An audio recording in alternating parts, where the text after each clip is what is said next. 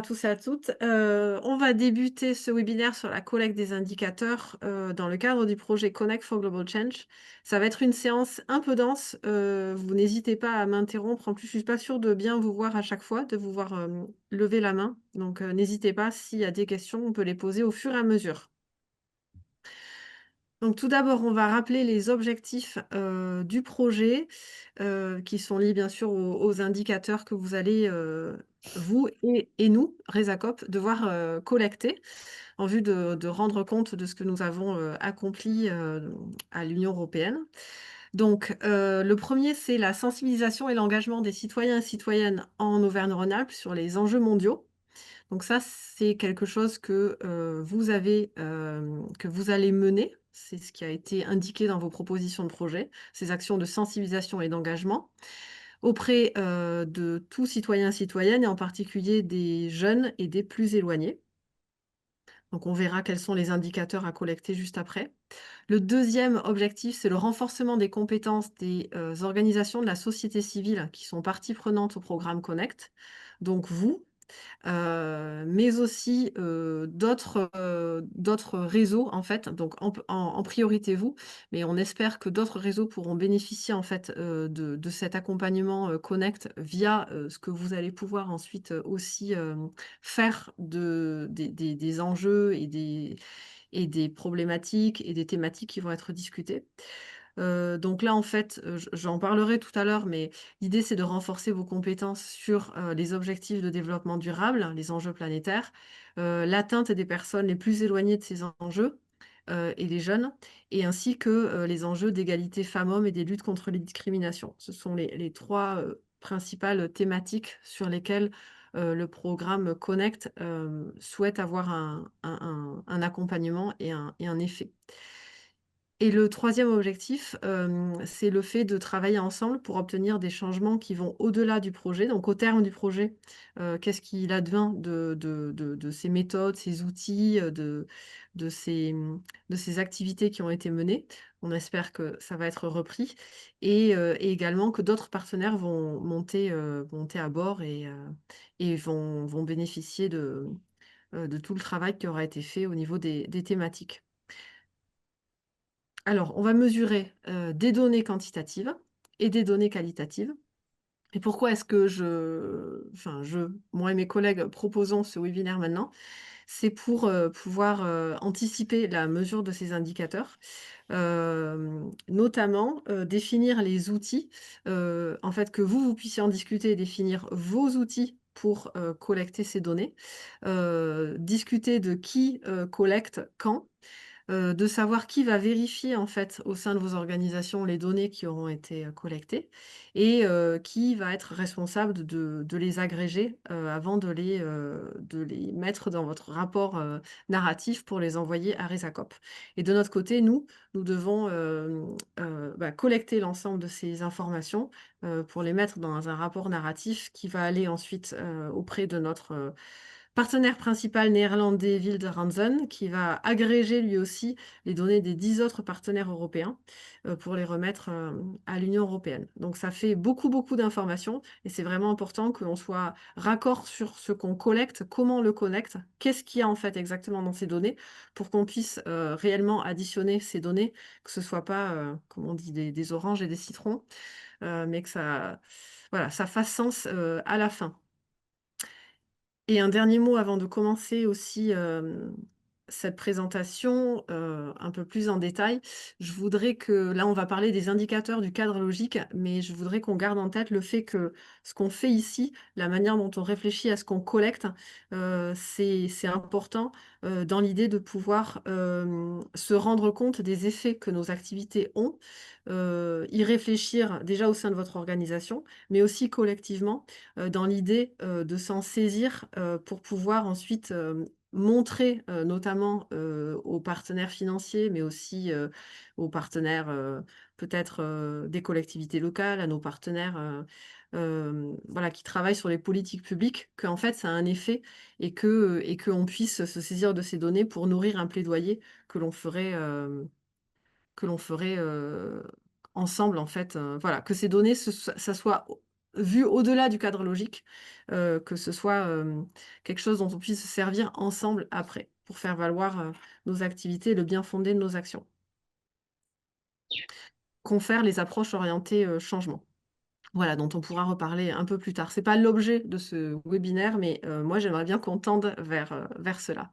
Faire une vision, en fait, un peu plus large, un peu plus collective, de ces projets, européens, qu'on puisse, en fait, s'en saisir comme un tremplin pour aller vers une action collective qui soit plus pushy, que ce qui pourrait simplement être, la mise en place d'un projet européen avec un début, une fin, puis après, voilà, c'est terminé. Je commence maintenant, sur la partie 1, l'objectif 1 qui était sensibiliser et engager les citoyens et les citoyennes, en Auvergne-Rhône-Alpes sur les enjeux mondiaux. Donc qu'est-ce qu'on mesure, quand et comment? Alors, je vais vous parler des objectifs, des exemples en fait d'objectifs au niveau européen. Là, on est vraiment sur le cadre logique et vous allez faire le lien très rapidement avec, vos projets à vous. Donc on a, on va dire, 4, sous-objectifs. On a l'objectif de sensibiliser les citoyens, citoyennes, et donc pour qu'ils déclarent, sur les enjeux mondiaux, hein, pour qu'ils déclarent, au terme de leur parcours qu'ils ont atteint une compréhension fine et critique sur un ou plusieurs enjeux mondiaux. Et donc là, la cible, c'est de 350 000 citoyens de l'Union européenne. Et on voudrait que au moins 30 de ces derniers soient jeunes et qu'au moins 20 de ceux qui ont atteint une compréhension fine déclarent en fait ensuite qu'ils étaient moins sensibles avant. Donc, effectivement, ils sont plus en connaissance, en compréhension de ces enjeux-là. En termes d'engagement, on vise au niveau de l'Union européenne 35 000 personnes qui déclarent avoir changé leur comportement en lien avec un ou 2 enjeux mondiaux. Et au moins 50 de ces personnes sont des femmes, 50 de ces personnes sont jeunes et au moins 20 de ceux engagés déclarent qu'ils étaient moins sensibles avant. On a aussi un objectif en termes de nombre de militants. Donc, je vous renvoie à la pyramide de l'engagement que je présenterai, enfin, je vous remettrai le petit schéma juste après. Donc, c'est les personnes qui sont juste en dessous du niveau pionnier, le dernier, qui est le dernier niveau de la pyramide. Et donc, notre objectif, c'est d'atteindre, à travers ce projet Connect for Global Change, 1000 militants. Et ensuite, au niveau des structures, on voudrait, voilà, qu'il y ait un impact, vraiment concret en termes de reprise, en termes d'influence sur, des politiques locales, on va dire. Et donc là, on cherche à recueillir, on va chercher à recueillir ce qu'on appelle des histoires de changement significatifs. Ça fait un peu jargonneux. En anglais, c'est Stories of Change, issus soit des militants, soit des lauréats de vos organisations, qui montrent en fait comment le projet a permis un changement au niveau des politiques et des pratiques en lien avec, les enjeux, mondiaux, l'éducation, la citoyenneté mondiale. Et en termes de personnes informées, on cherche, à atteindre au niveau de l'Union européenne 9 millions de personnes. Donc ça fait quand même un sacré nombre et lors de vos accompagnements, je me rappelle avoir assez lourdement insisté sur le fait que, voilà, on cherchait vraiment à travers ce projet à toucher beaucoup de personnes. Donc là, on le retrouve. En France, je vous donne les chiffres que l'on cherche à atteindre en France. En termes de sensibilisation, on est à 40 000 personnes. En termes d'engagement, on est à 4 000 personnes. En termes de militants, on vise 92 personnes. Et en termes de nombre de personnes informées, donc en fait, le mot informé là est pas tout à fait juste, c'est plutôt touché qu'il faudrait, indiquer. C'est-à-dire l'ensemble des personnes qui sont à la fois informées, c'est-à-dire qui voient une seule fois l'information, et si on additionne aussi le nombre de personnes sensibilisées, engagées, les militants, on cherche à atteindre 950 000 personnes. Alors pour l'instant, moi j'ai fait mon petit calcul, on n'est pas du tout, sur ces chiffres-là, on est bien en deçà. Mais avec ce que je vais vous donner aujourd'hui, je pense qu'on va pouvoir se rapprocher de manière, voilà, j'espère, enfin on va pouvoir se rapprocher sensiblement de nos objectifs. Je vous ai remis là le petit schéma de la pyramide de l'engagement. Heu et donc voilà, juste pour dire que le nombre de personnes informées, c'est les niveaux bleus, donc c'est les nombres de personnes que vous allez voir, qui vont recevoir l'information une fois. Le nombre de personnes sensibilisées, c'est le niveau concerné. Donc, c'est ces personnes qui vont suivre, en fait, qui vont être vues 1, 2, 3 fois, enfin plutôt 2 à 3 fois, donc pour atteindre une compréhension fine et critique de l'enjeu. Ensuite, il y a le nombre de personnes engagées, donc c'est les niveaux plutôt roses, avec l'avant-dernier niveau qui est le niveau militant. Et le nombre de personnes touchées, c'est l'ensemble des personnes, en fait, quand on additionne l'ensemble de ces personnes-là.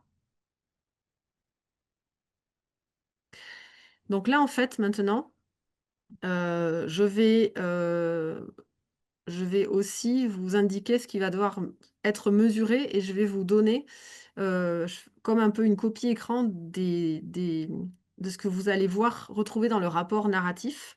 Comme ça, vous allez comprendre déjà comment vous organisez et ce que vous allez devoir rapporter comme données. Donc on va mesurer, l'âge, on va vous demander en fait quel âge ont les personnes que vous allez toucher, quel est leur genre et si, vous les considérez comme éloignés des enjeux planétaires. On va aussi vous demander en termes qualitatifs, comme, je vous le disais. Marie-Alexa, pardon, je sais pas si t'as vu qu'il y avait une main levée ou pas. Ah non, je vois rien. Ok, tu vois rien du tout. C'est Christine qui a levé la main de Peuple Sourd. OK. Christine, oui? Oui, peut-être que j'anticipe parce que tu vas expliquer, parce que ce que je voulais te demander, c'est comment on le prouve tout ça. Il faut qu'on le prouve Ouais. avec des listes d'émargement signées, avec des comptes rendus de réunion, avec le nom des personnes. C'est comment on le Ouais. prouve. C'est juste du narratif, on dit euh, Non, à la fin de non. Donc tu vas nous expliquer tout ça. exactement, j'y Merci. viens, j'y viens. Excuse-moi, je vais trop vite. Non, non, mais je prenais le temps de poser le cadre, voilà, mais après on va aller dans le détail. En termes de qualitatif, ce qu'on va chercher à savoir, c'est ces personnes Marie-Alexa, il y a aussi Chloé qui a levé la ah, main. merci. Merci Emma, merci Lucie. Oui, Chloé. J'allais ouvrir mon micro, salut. Enfin, t'as dit là sur le considérer comme plus éloigné des enjeux planétaires, c'est nous. Mais alors du coup, ça me questionne justement comment on vient le qualifier sur, enfin comment nous on vient qualifier ça de manière quantitative sur les personnes, ça me questionne un petit peu. Ouais. C'est une bonne question. En fait, là, je vais y répondre tout de suite. En fait, moi, je trouve délicat de demander à quelqu'un est-ce que tu te considères enfin, en fait, on va lui demander, voilà, bah, c'est juste en dessous. Est-ce que tu as atteint une compréhension fine et critique sur un ou plusieurs enjeux? Est-ce que tu as changé de comportement vis-à-vis, de cet enjeu? Et il y a le nombre de personnes qui se qualifient qui se disent qu'ils étaient moins sensibles avant. Donc là, en fait, ils ont une meilleure compréhension des enjeux, ils sont plus sensibles à cet enjeu-là. Donc ça, on peut leur demander. Mais en revanche, dans le cadre de votre, du projet, on a demandé aux structures, donc à vous, de d'écrire, selon vous, comment votre cible, était si elle était en fait éloignée ou très éloignée de ces enjeux planétaires. Mais, hem en fait, on vous a laissé le choix d'expliquer pourquoi votre cible, d'après vous, était éloignée et comment, enfin, la raison pour laquelle vous vouliez travailler avec, avec ces personnes-là.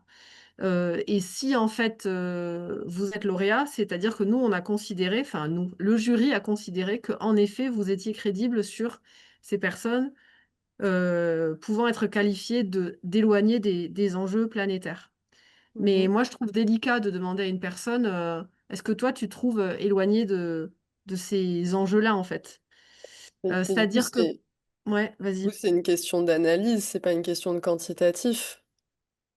C'est à nous de d'analyser au regard des autres questions qui sont posées sur est-ce que vous étiez sensible ou pas avant, et par rapport à nous, ce qu'on avait déduit initialement de la qualification du public, de prouver avec un peu plus de données que effectivement la qualification du public, elle était bonne, mais je reste toujours un peu bloquée sur comment là, si on demande du quantitatif, c'est pas des âges, c'est pas du genre, et du coup, ça me paraît un peu difficile si je me projette dans notre projet, par exemple, de dire bah, sur des amphis, nous, on va pas pouvoir aller sur chaque personne pour qualifier ça, ça me paraît compliqué. Ouais. Écoute, je te propose qu'on avance un petit peu parce qu'il faut que je vois exactement comment c'est formulé. Et il Ok. faut que je vous précise aussi que nous, on a reçu ce cadre de l'Union européenne et on fait avec. Donc, il y a des choses, en fait, qui, moi aussi, m'apparaissent un petit peu shaky et qu'on essaie, en fait, de traduire en français facile, de faire en sorte que ça fasse sens, mais qui nous questionne aussi. Voilà. Et notamment cette question de l'éloignement des enjeux planétaires que nous, on a choisi, et je pense que les autres aussi, de ne pas, de ne pas qualifier en fait. On a souhaité que ce soit les lauréats qui nous disent, bah, nous, on considère que c'est des jeunes éloignés parce que telle et telle raison, et ne pas dire, bon, ben, on dit que les gens en QPV, par exemple, ou en milieu très rural, c'est forcément des enjeux, des personnes éloignées des enjeux planétaires. Non, en fait, c'est pas forcément vrai. Donc, c'est dans ce sens-là, en fait, qu'on n'a pas voulu qualifier. Question Christine? de Christine. Oui, du coup, nous, on va bosser à l'échelle d'un lycée à Chazelles où il y a, je ne sais plus si c'est 600 ou 800 élèves. Et ce qu'on a fait, c'est qu'avant de démarrer l'action, on a fait un petit questionnaire où on pose un certain nombre de questions pour justement voir où en sont les jeunes au niveau de la connaissance du sujet. Pour nous, c'est la justice climatique et leur implication. Donc, on a préalablement fait ce questionnaire via un Framadoc, je ne sais pas comment ça s'appelle, où on verra un peu comme une sorte de point de départ, donc d'où on part, et on refera la même chose ou on fera d'autres choses, mais à la fin du projet, pour essayer de mesurer si les élèves, ils ont bougé dans leur implication et dans leur connaissance du sujet. Voilà, c'est juste à titre d'exemple. Oui, mais alors là, en fait, effectivement, c'est plutôt sur l'aspect qualitatif, le nombre de personnes qui, en fait, déclarent qu'elles ont atteint une compréhension fine et critique. Comme ça, tu peux mesurer, en fait, l'évolution entre le début du projet et la fin du projet. Ouais, Et le nombre de personnes qui se qualifiaient de moins sensibles avant. ouais. On peut répondre à ces questions-là. Bon, je continue. Oui. Hem, alors, par rapport aux personnes informées, donc là, en fait, je rétrécis, enfin, je vais un peu plus loin, dans la mesure et dans la définition, en fait, des indicateurs. Donc là, en fait, c'est exactement comme ça que ça se présente sur le rapport narratif dont j'ai mis le lien, juste en haut. Les personnes informées, la définition, c'est la personne qui a reçu de l'information sur le projet ou sur la thématique, soit en personne, soit en ligne, mais a priori, elle a reçu une information juste une fois. Ça n'est pas la personne sensibilisée qu'on va voir plusieurs fois.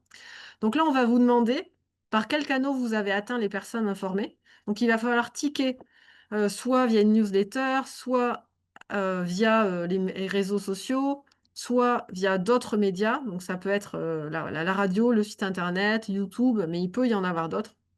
Soit à travers d'autres événements, par exemple, vous allez sur un festival ou par exemple, je me rappelle Kaboubou qui est dans des universités, et qui va faire des fresques, éclairs. Ben, peut-être que là, en fait, ça fait partie des ateliers ou des voilà, ou des événements, je ne sais pas comment le qualifier. Et donc là, ici, ce sont les personnes juste vues une fois.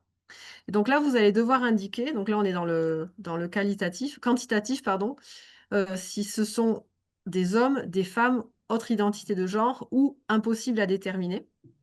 Donc, notamment, ça, moi, je ne suis pas très forte là-dessus, mais sur les réseaux sociaux, je pense qu'on peut voir le nombre de vues, mais on ne peut pas savoir forcément, à moins d'avoir un compte professionnel, si c'est une personne ou une femme, enfin un homme ou une femme, ou même si c'est une autre identité de genre, ça, en fait, on ne pourra pas le déterminer. Donc, je pense que là, la case impossible à déterminer va être fortement utilisée. Et ensuite, il faudra aussi indiquer le nombre de personnes informées par catégorie. Là, c'est en fonction de l'âge. Moins de 15 ans, de 15 à 30, de plus de 30 ans et impossible à déterminer. Et donc là, effectivement, les chiffres doivent pouvoir être justifiés. Donc, il est nécessaire de garder des justificatifs. Donc, quand par exemple, mais on y reviendra, je pense, après dans la présentation, mais quand vous publiez quelque chose sur un réseau social et que vous avez, j'en sais rien moi, 350 vues, il faudrait faire une copie écran du nombre de ces vues pour montrer, si on le demande, si l'Union européenne le demande, que vous avez eu sur cette publication 350 vues.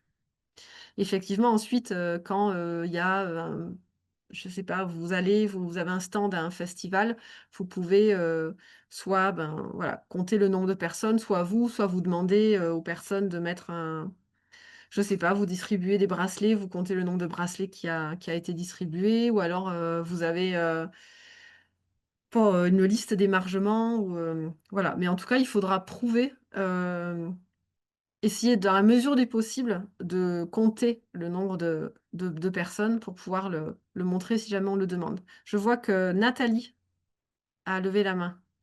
Oui, par rapport à la radio, si on passe à la radio, nous on passe sur Radio Campus, comment on fait là pour mesurer et puis avoir une preuve une justification? Ouais, excellente question. Alors je pense que, bah, il faudrait je crois la radio, non, doit avoir une idée, du nombre d'écoutes en fonction de l'heure. Donc je pense que là, moi je dirais un document de la radio qui, certainement a son nombre d'écoutes que tu pourras montrer, en fait. Et Ok, juste je vais leur demander, ouais. ouais, Ok. et justement par rapport à ça, par rapport à la radio, bon, si c'est par exemple une radio, très locale et les gens qui écoutent la radio très locale, ils l'allument pour vraiment écouter, là tu pourras noter le nombre d'écoutes. Mais si par exemple tu passes sur France Inter, qui est une radio, voilà, très, très écoutée.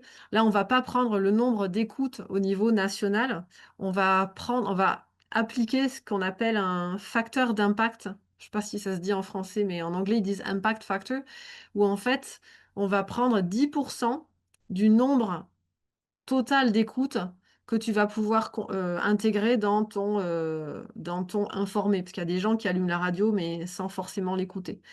Donc en fait, là, il faudra, dans vos rapports, bien préciser quel est le type de média, si c'est un média soit très local, soit si c'est régional, soit si c'est national. Et à ce moment-là, on pourra appliquer, et ça c'est Resacop qui le fera, ces fameux facteurs d'impact pour calculer quelle a été l'écoute ou le nombre de vues.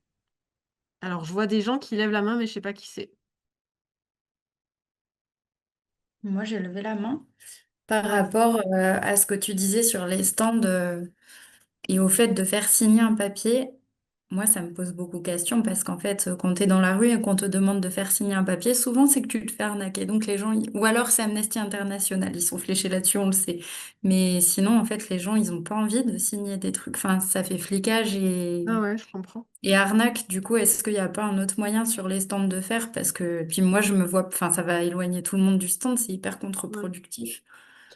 Bah, en Euh, fait, là, moi, enfin, je vous partage des choses qui me viennent comme ça en tête, mais en fait, c'est à vous de définir la manière dont vous allez compter le nombre de personnes. Après, on peut y réfléchir ensemble et on peut même y réfléchir collectivement. Donc, je pense pas qu'on ait le temps cet après-midi de faire des sous-groupes et voilà, de partager. Mais vous pouvez proposer une méthode qui vous semble pertinente. Je pense même que tu peux faire en fait toi-même des petits bâtons en fait. Et ça, mm, voilà. Après, à un moment, il y a une confiance entre vous et nous.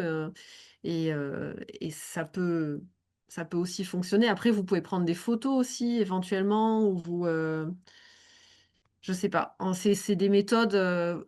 Vous avez, je pense, beaucoup plus l'habitude que nous de compter les personnes sur vos activités. Donc, proposez des méthodes et éventuellement, on en discute en bilatéral pour valider si vous avez un doute. mm. Ok, merci. Est-ce qu'il y a d'autres questions ou je continue?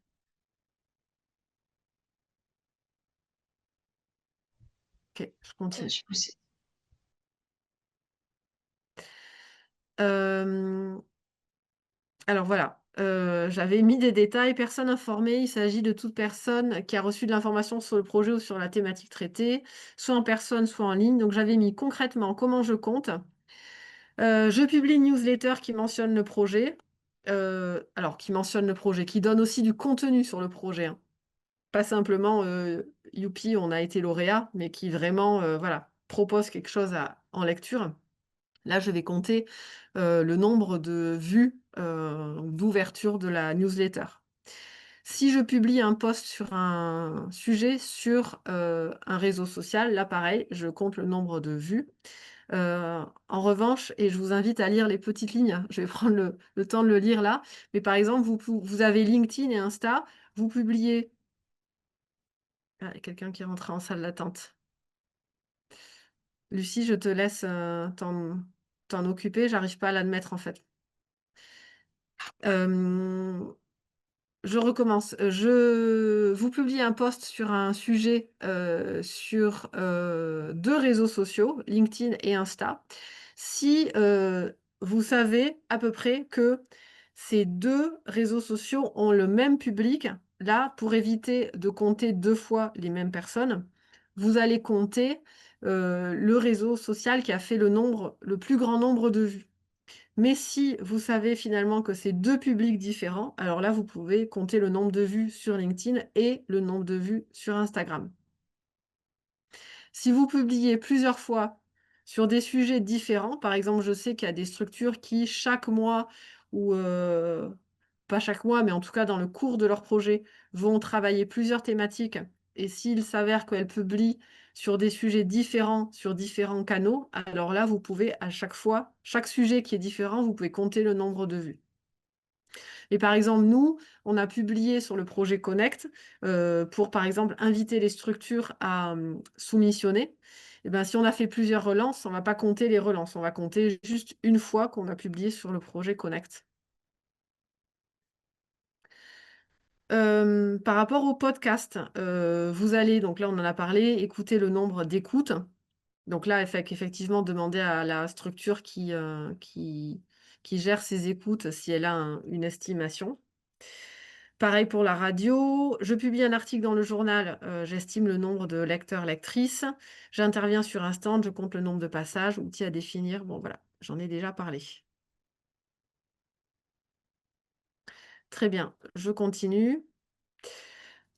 Donc là maintenant, on est au niveau des personnes sensibilisées. Donc c'est des personnes qui ont bénéficié d'un parcours d'engagement et qui ont eu 2 à 3 séances, de sensibilisation sur un ou plusieurs enjeux. Donc là, on va aussi vous demander par quels canaux et activités vous avez sensibilisé les personnes. Donc là, il faudra encore une fois ticker, participation à un événement, participation à une action de rue, participation à des ateliers. Donc là, vous allez voir, par exemple, quand je vous dis pour les personnes sensibilisées, participation à une action de rue, vous allez vous dire, mais c'est pas logique, la personne sensibilisée, elle a dû être vue plusieurs fois. Donc une action de rue, a priori, on la voit qu'une fois. C'est parce que nous, en France, on a souhaité avoir un parcours un peu plus poussé pour sensibiliser les personnes. Mais au niveau européen, il y a des acteurs qui considèrent qu'ils voient les personnes une fois. Alors, je pense que c'est des actions de rue un peu longues, hein, c'est pas seulement voilà, 3 minutes de discussion. Et eux vont les compter comme sensibilisés. Donc, en fait, vous êtes bien dans la catégorie sensibilisée et vous, j'imagine que vous allez cocher plutôt participation à des ateliers, conférences en présentiel, parce que c'est les activités que vous allez mener. Là aussi, il y a le nombre de likes et de commentaires sur les réseaux sociaux qu'il faudra compter. Et donc, sur la colonne de droite, vous avez effectivement, encore une fois, le nombre de personnes par catégorie homme, femme, autre identité de genre impossible à déterminer, le nombre de personnes, catégorie âge, et puis voilà, le nombre total de personnes sensibilisées. Il faut indiquer le nombre de personnes les plus éloignées du ou des sujets, votre appréciation. Donc ça, c'est à vous de nous indiquer ça. Et le nombre de personnes qui étaient moins sensibles avant. Et donc là, c'est sur déclaration des participants. Donc ça veut dire là, en fait, qu'il faudra discuter de comment vous allez mesurer auprès de votre public si, en fait, ils comprennent mieux les enjeux suite au parcours de sensibilisation. Alors, concrètement, comment je compte? J'ai animé, je vous lis ce que j'ai indiqué comme exemple, j'ai animé 2-3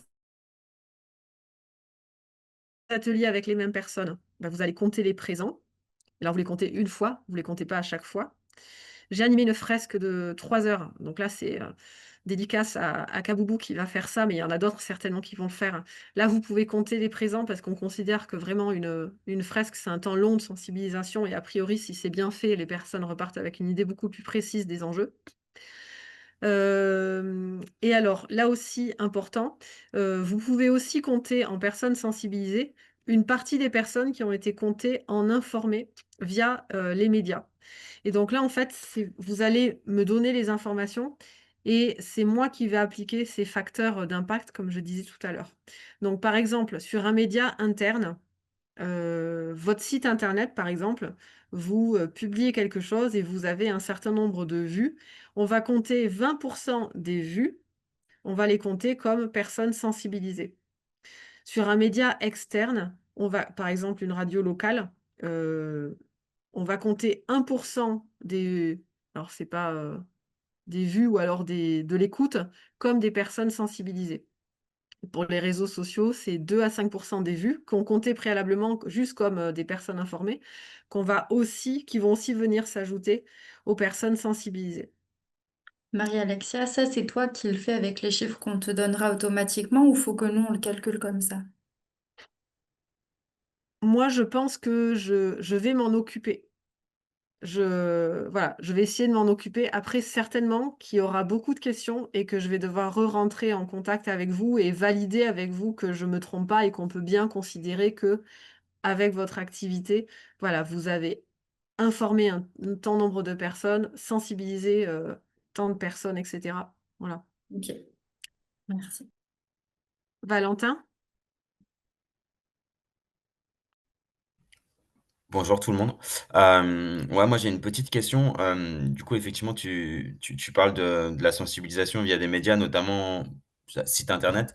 Nous, on a un site internet de la Fresque de la Migration qui a un site dédié, mais qui a une portée à l'échelle nationale. Donc, je voulais savoir dans quelle mesure toi, tu étais en capacité de pouvoir. Alors, j'imagine qu'on peut. Enfin, je peux creuser, mais j'imagine qu'avec Google Analytics, on peut évidemment voir les personnes qui ont consulté ce site internet en étant en région Auvergne-Rhône-Alpes. Mais, mais voilà, du coup, j'imagine que toi, tu as besoin plutôt de ces chiffres-là, donc du coup, d'un truc très ciblé sur la zone géographique pour qu'ensuite tu fasses tes calculs. C'est bien ça? C'est ça. Ok, très clair. Ouais. C'est Oui, très oui. clair. Je coupe le micro, du coup. C'est très Ouais. clair.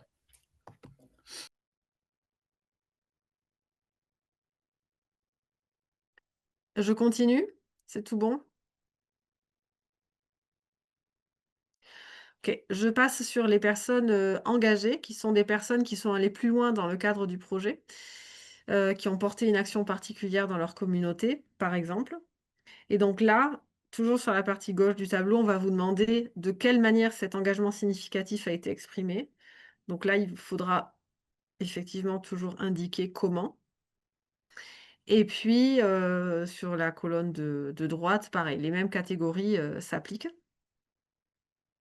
Et là, en termes, de qualitatif, qui est plutôt sur, la dernière case à droite, il faudra indiquer donc le nombre de personnes les plus éloignées du sujet. Donc là, c'est plutôt votre appréciation.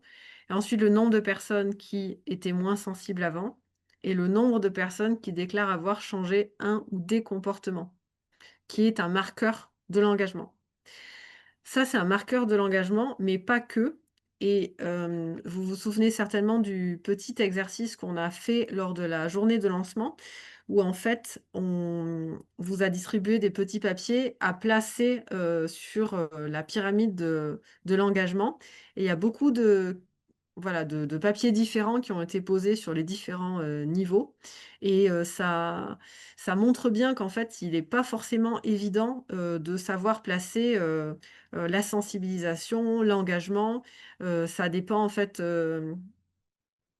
enfin, c'est assez subjectif, en fait et donc on voudrait vous inviter à donc là, le changement de comportement, c'est un des marqueurs de l'engagement, mais il y a peut-être d'autres choses que vous allez voir auprès de vos publics et je voudrais vous inviter à être, sensible, en fait, à ces changements parce que vous allez peut-être, discuter et voir que, bah, finalement, ce changement-là qui aurait pu passer inaperçu, ben, finalement, ça veut dire quelque chose et que vous allez pouvoir, en fait, compter cette personne comme étant engagée. Donc là, j'ai remis en fait. Excuse-moi, j'ai une Ouais. question. Oui, Oui, Christine. au niveau la diapositive d'avant, sur les événements, webinaires, réunions en ligne, la personne soutient clairement le projet, des actions. Est-ce qu'on parle du fait que la personne a participé à l'organisation ou elle a exprimé un soutien durant l'événement, par exemple? Est-ce que tu aurais un exemple sur ça? Merci. Ouais, alors je pense que quand, par exemple, une personne, lors d'un webinaire, prend la parole, explique, explique quelque chose ou, là, on peut considérer qu'elle est, elle est engagée. En revanche, si elle organise, elle-même un webinaire dans le cadre de voilà, d'une action, là, en fait, elle est, c'est le niveau au-delà d'engagée. Alors, elle peut être soit militante, soit alors parce que dans l'engagement, il y a sympathisant, je l'ai plus sous les yeux la pyramide. Il y a sympathisant, je crois engagé, militant et pionnier, en fait. Donc là, ça dépend en fait, ça dépend de son intervention. Mais quand on voit que pour l'Union européenne, même si ça me questionne moi, personnellement, mais un like, c'est une personne qui est sensibilisée. Bon, ben, là, en fait, si une personne, vraiment prend à bras-le-corps le sujet, exprime un point de vue, partage une expérience et cetera, là, oui, on peut considérer qu'elle est engagée et si c'est elle qui mène, la séance ou co-anime la séance, là, je pense que tu peux la mettre en tant que militante, en fait. OK, super. Et sur, la question de engager de manière significative dans un autre type d'événement, par exemple des jeunes décident de passer à l'action, est-ce que dans ce cas-là, on peut aussi les considérer comme militants s'ils Oui, s'engagent dans un autre type d'événement en fait ouais, du projet? oui, moi, je dirais D'accord. que oui. Ouais, ouais, ouais. OK, super, merci beaucoup. Ensuite, je vous invite, vraiment, à relire, alors dans le format du narratif, tout en bas, il y a la pyramide de l'engagement et avec, des explications, des exemples, en fait et je vous invite à relire ça et voilà, à repasser, les engagements de vos publics vis-à-vis des enfin voilà, mettre en regard avec les exemples et ça va peut-être vous aider à dire: «Bon, mais en fait, cette personne-là, oui, ou alors cette action-là, oui, on peut considérer que c'est une personne du niveau militant». Mais en fait, je vais pas comme je disais, c'est assez subjectif, c'est et en fait, on va attendre de vous que vous nous disiez: «Nous, on pense que, ce sont des personnes, militantes ou ce sont des personnes engagées ou sympathisantes uniquement parce que». Et en fait, si vous l'expliquez, on va pas, à moins que ce soit complètement hors sol, mais on va pas venir remettre en cause, ce que vous proposez, ce que vous écrivez, en fait. Mais c'est vraiment important d'expliquer pourquoi les personnes, vous les considérez comme, sensibilisées ou comme sympathisantes ou comme militantes, en fait. Donc là, en fait, c'est des exemples que j'ai repris justement de ce listing qui illustre, l'engagement et que je vous invite à relire. Hem et oui, alors j'ai marqué attention là parce que, en fait, nous en France, comme on a un parcours d'engagement qui est assez élaboré avec 3 séances, il est possible que suite aux séances, les personnes en fait, changent déjà leur comportement. Si elles changent déjà leur comportement, si elles l'indiquent en fait, si vous leur posez la question et qu'elles disent: «Oui, bah, moi en fait après ces 3 séances, bah, j'ai décidé que» ou, «Déjà dès la deuxième séance, ben, j'avais changé ma pratique» et cetera. Même si vous cherchiez initialement à sensibiliser cette personne, si elle a déjà changé son comportement, si on lui pose la question et qu'elle répond «oui», à ce moment-là, beh, elle bascule en fait dans la catégorie engagée et donc vous pouvez la compter comme personne sensibilisée, mais aussi et je suis d'accord que ça pose quelques questions, mais c'est comme ça, mais aussi dans la catégorie engagée. Oui, Emma? Oui, moi je reviens sur cette histoire des 3 séances qui me paraît aussi assez, enfin étriquée, c'est un peu fort comme mot, mais fermée en tout cas dans une case. C'est-à-dire que, admettons, je fais une séance de sensibilisation de 3 heures ou 3 séances de 1 heure. En soi, c'est le même nombre d'heures, mais ceux que j'ai vus 3 fois à des moments différents, je vais les compter comme sensibilisés et pas les autres. Et ça me paraît un peu bizarre comme manière de compter, en fait. Parce que en Ouais, 3 heures, il y a le temps d'aller beaucoup plus loin aussi. Enfin, oui. aussi loin en tout cas qu'en 3 séances de 1 heure. Donc, est-ce que là-dessus, il y a un... C'est aussi selon comment nous on le justifie ou pas?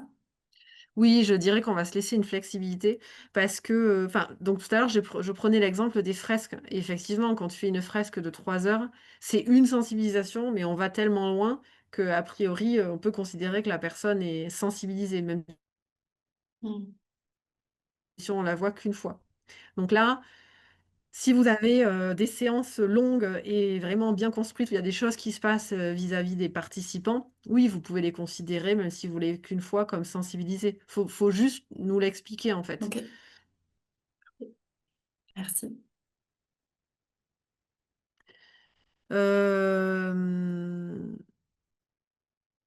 Très bien. Alors, j'ai aussi indiqué que ici, les porteurs de projets sont censés connaître le nom des personnes. Effectivement, les personnes qui sont engagées, en fait, a priori, on les connaît, et pareil, les militants, en fait, on doit pouvoir citer, si on vous demande: «Bah, oui, c'est telle personne», voilà, c'est quelque chose qui est beaucoup plus, concret. Hem, En tout cas, je pense que, si on a une demande de clarification de la part de l'Union européenne, je pense qu'ils pourront nous dire: «Mais qui c'est ces personnes, dont vous parlez?» Et donc là, il faudra pouvoir en fait, citer leur nom, a priori. Et là, toujours pareil, j'ai appris ça, récemment, il y a toujours des personnes en fait qui sont sur les réseaux sociaux et qui sont en fait déjà des personnes sensibilisées, engagées. Et en fait, on va considérer qu'il y a 1 0,1 des vues sur les réseaux sociaux que l'on peut imputer, heu, comme, des personnes engagées. Donc là aussi, c'est moi qui appliquerai ces ratios et ça va faire augmenter en fait le nombre de personnes atteintes, ce qui est pas plus mal parce que pour l'instant, on est loin du compte. Les exemples, alors pour les personnes militantes, pardon, donc là, c'est des personnes qui ont contribué à la mise en œuvre du projet. Donc on parle des enseignants, des bénévoles, de journalistes, d'activistes, de décideurs, de jeunes. Là, ce qu'il faut retenir, c'est que les bénévoles et salariés de votre structure qui mettent en œuvre le projet ne peuvent pas être considérés comme des militants. Donc vous, par exemple, vous ne pouvez pas vous compter comme personne militante. Pareil, le même, cadre où il faut dire, qui sont ces personnes et puis, leur nombre et leur âge. Voilà. Marie-Alexia, quand tu dis vous pouvez pas vous considérer, on parle de qui exactement? Parce que moi, je te prends le cas de notre projet UFCV chef de file, mais dans mon projet, je vais sensibiliser parfois des collègues à la thématique qui n'auraient pas été sensibilisés autrement. Et dans les équipes de mes co-demandeurs, ils vont aussi en profiter pour que ça infuse dans toute leur équipe d'animation. Ce qui nous fait aussi ce qu'on disait, une belle histoire de structure, de comment on est tous et toutes montés en compétence sur un sujet.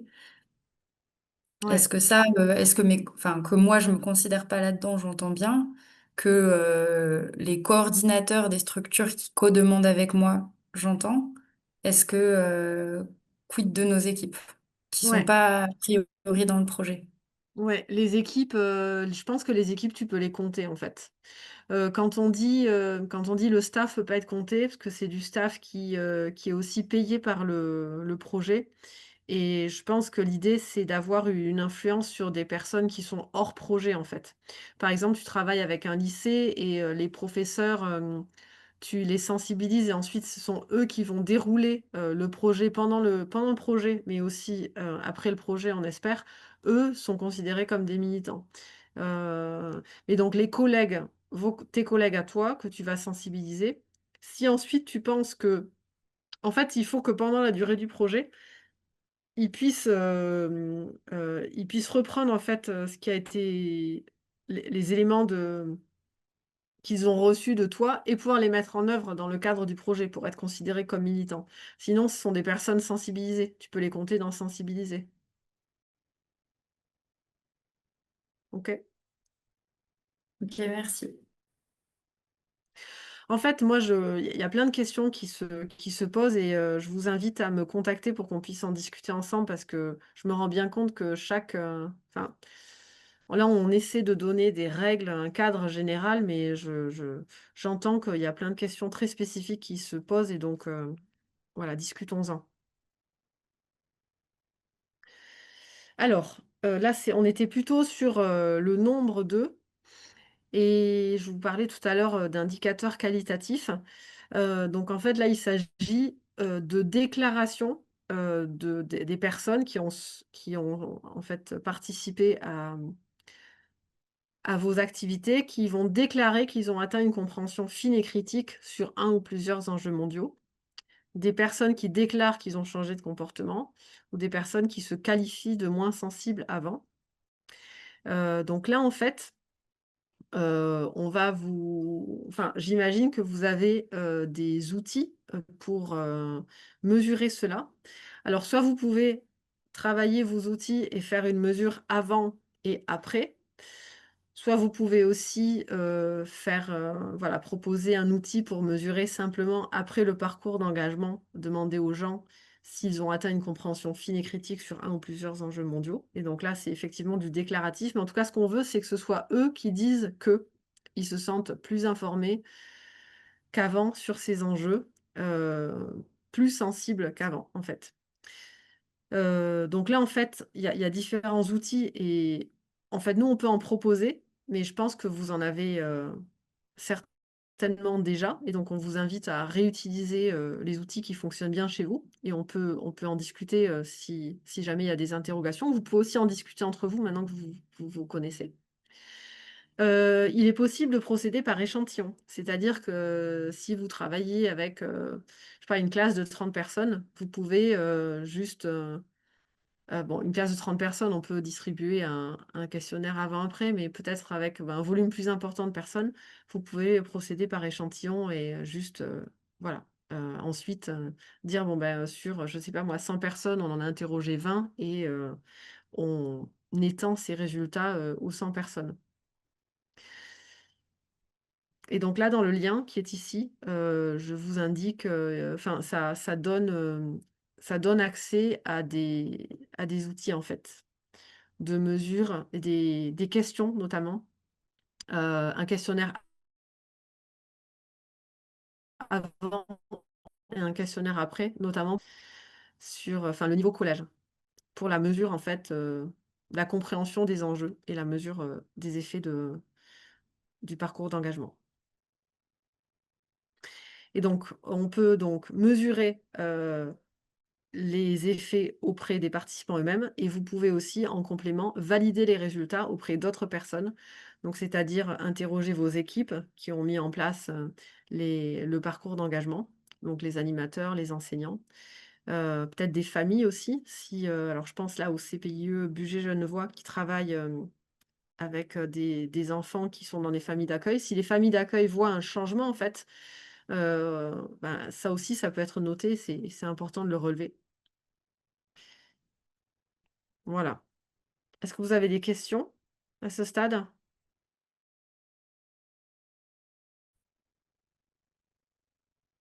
Non? OK, je continue. Oui, alors là, ce que je disais tout à l'heure, c'était la slide, où je disais qu'en fait, il faut être attentif aux différents signes de sensibilisation et d'engagement des personnes et j'ai remis en fait, les petits papiers qu'on avait distribués. Si on écoute un podcast sur internet, si on signe une pétition, si on commente sur les réseaux sociaux, si on met un like, de quoi s'agit-il?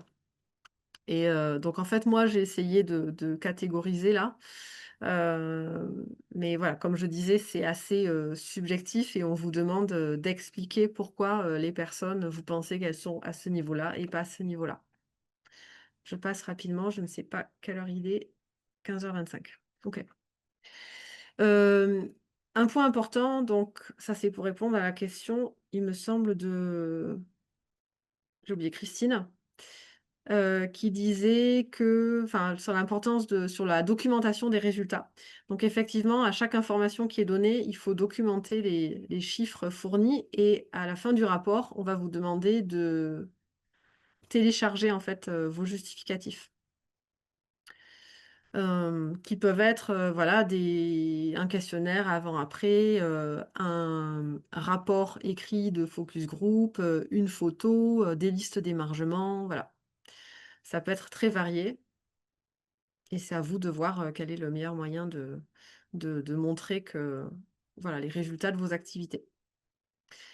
Les recommandations qu'on fournit, lister les données à collecter au démarrage du projet, donc pour être sûr qu'on ne passe pas à côté d'un élément important. Construire les outils de collecte collectivement, les tester et les ajuster et définir en fait qui collecte les données, quand les collecter, qui les vérifie, qui les agrège et comment est-ce qu'elles sont centralisées. Et là, je donnais des exemples en fait voilà, juste, pour illustrer. Un post Instagram, je propose moi un screenshot du nombre de vues. Pour une participation à un festival, une photo ou une liste des personnes qui laissent leur contact, mais sans les forcer. Petit clin d'œil à Emma. Pour une journée fresque, une liste d'émargement.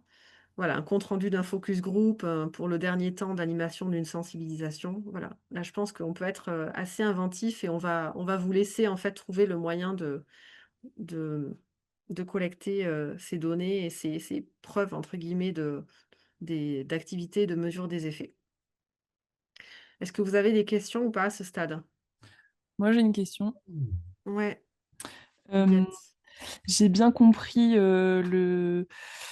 l'objectif d'agréger des données et de pouvoir le prouver, et je vois bien l'intérêt. Et je me demande quel degré de flexibilité on a par rapport au réel, parce que par exemple, moi, je m'imagine en atelier où il faut à la fois que j'anime, à la fois que je récolte les données et à la fois que je récolte de quoi prouver la récolte des données.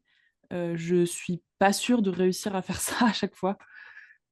Et du coup, est-ce que, enfin voilà, est-ce que il faut absolument à chaque fois, est-ce que si on fait un peu de déclaratif de temps en temps, ça va? Est-ce que, enfin,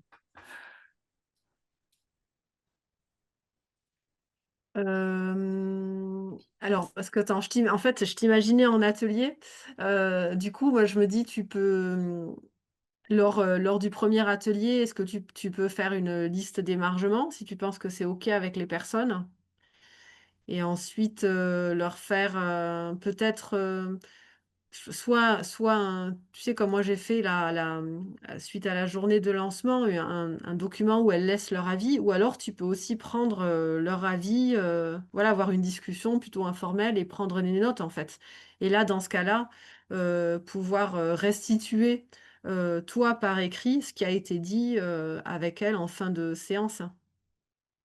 ouais, mais c'est justement ça que j'imaginais, c'est qu'effectivement, des outils de questionnaire, etc., ça, j'utilise déjà, c'est faisable.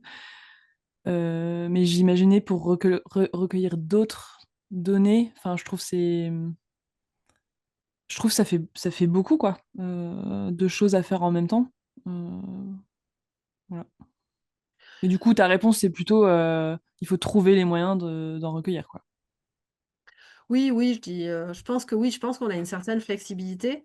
Néanmoins, tu vois, il est indiqué qu'il faut donner le nombre de personnes qui sont présentes, le nombre voilà, le genre, si tu peux, et puis, l'âge, si tu peux. Mais là encore, tu vois, si tu peux pas, tu mets impossible à déterminer, en fait, parce que moi, je pense que ça peut être, parfois pas forcément, évident, en fait, de collecter ces données et donc c'est OK de dire, impossible à déterminer. En revanche, il faut quand même se donner les moyens d'essayer de le faire parce que nous, ensuite, on va devoir agréger et je pense que sur l'âge, par exemple, sur les personnes engagées, je pense que c'est 50 de femmes qu'on cherche à engager et sur, l'âge, je crois que c'est, enfin, je me rappelle plus là, je pense 50 de jeunes.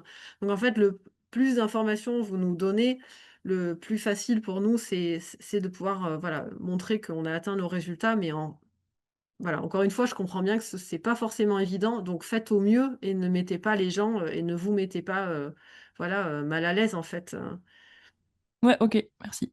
voilà. Je crois qu'il y a d'autres personnes qui ont levé la main, mais ça a disparu de mon écran. Oui, oui, à moi, Nathalie. Nous, on a créé un groupe WhatsApp là avec les jeunes là, où on leur envoie dessus en fait des informations, des podcasts, des films. Comment je fais là moi pour prouver ça? Qu'est-ce que je dois récupérer quoi en fait?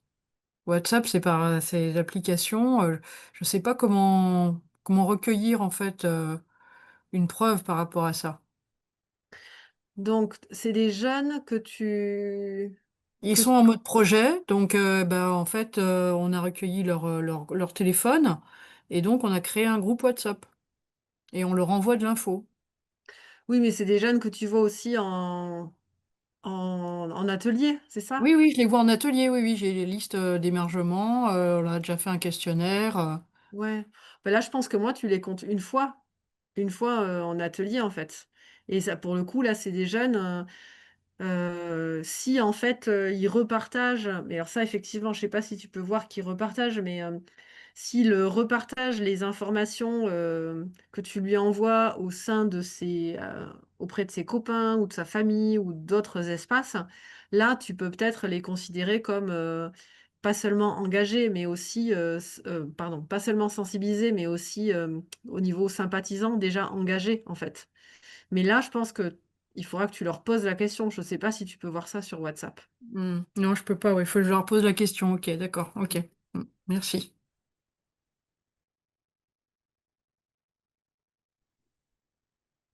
Est-ce qu'il y a d'autres questions?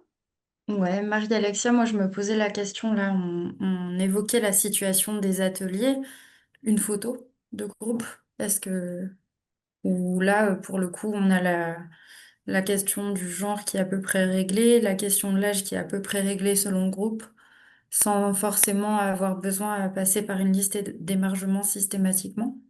Ça fonctionne aussi. Oui, je pense que ça fonctionne, oui. Nickel.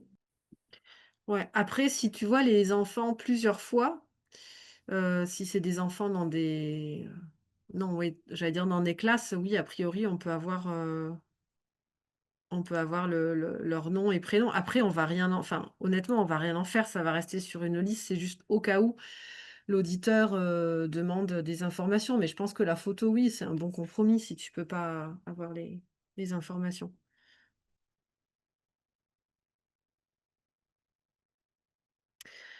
OK. Bon, alors je passe à la partie 2. J'avais juste une petite, Ah oui. Chloé. Du coup, c'était plus pour partage d'idées et sur la question des émargements. Nous, ce qu'on avait pensé, c'est d'utiliser nos outils de sensibilisation directement, en fait. Comme on l'avait expliqué la dernière fois, on va utiliser normalement un logiciel qui s'appelle Kahoot, qui permet de directement sur l'outil venir répondre à différentes questions en termes d'animation.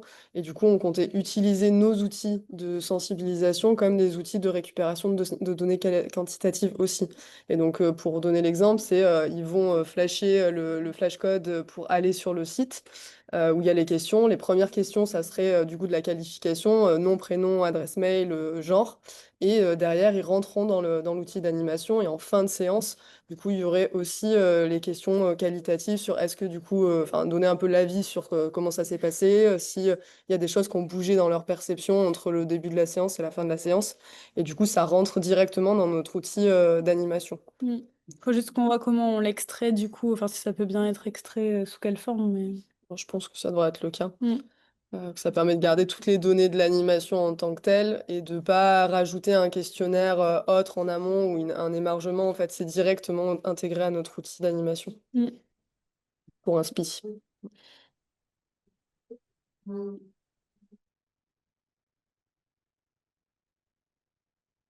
Merci.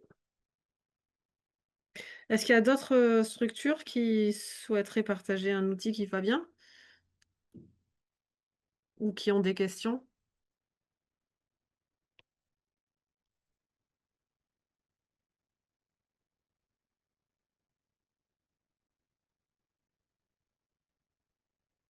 OK.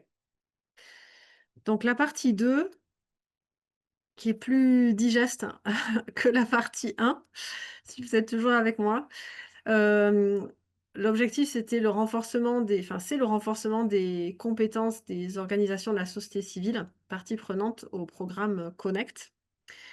Et donc là, ce qui nous intéresse, c'est d'accompagner les lauréats, sur le fait d'atteindre, de connecter et d'engager les citoyens sur les enjeux planétaires et en particulier les jeunes et en particulier les groupes les plus éloignés dans la résolution des problèmes mondiaux.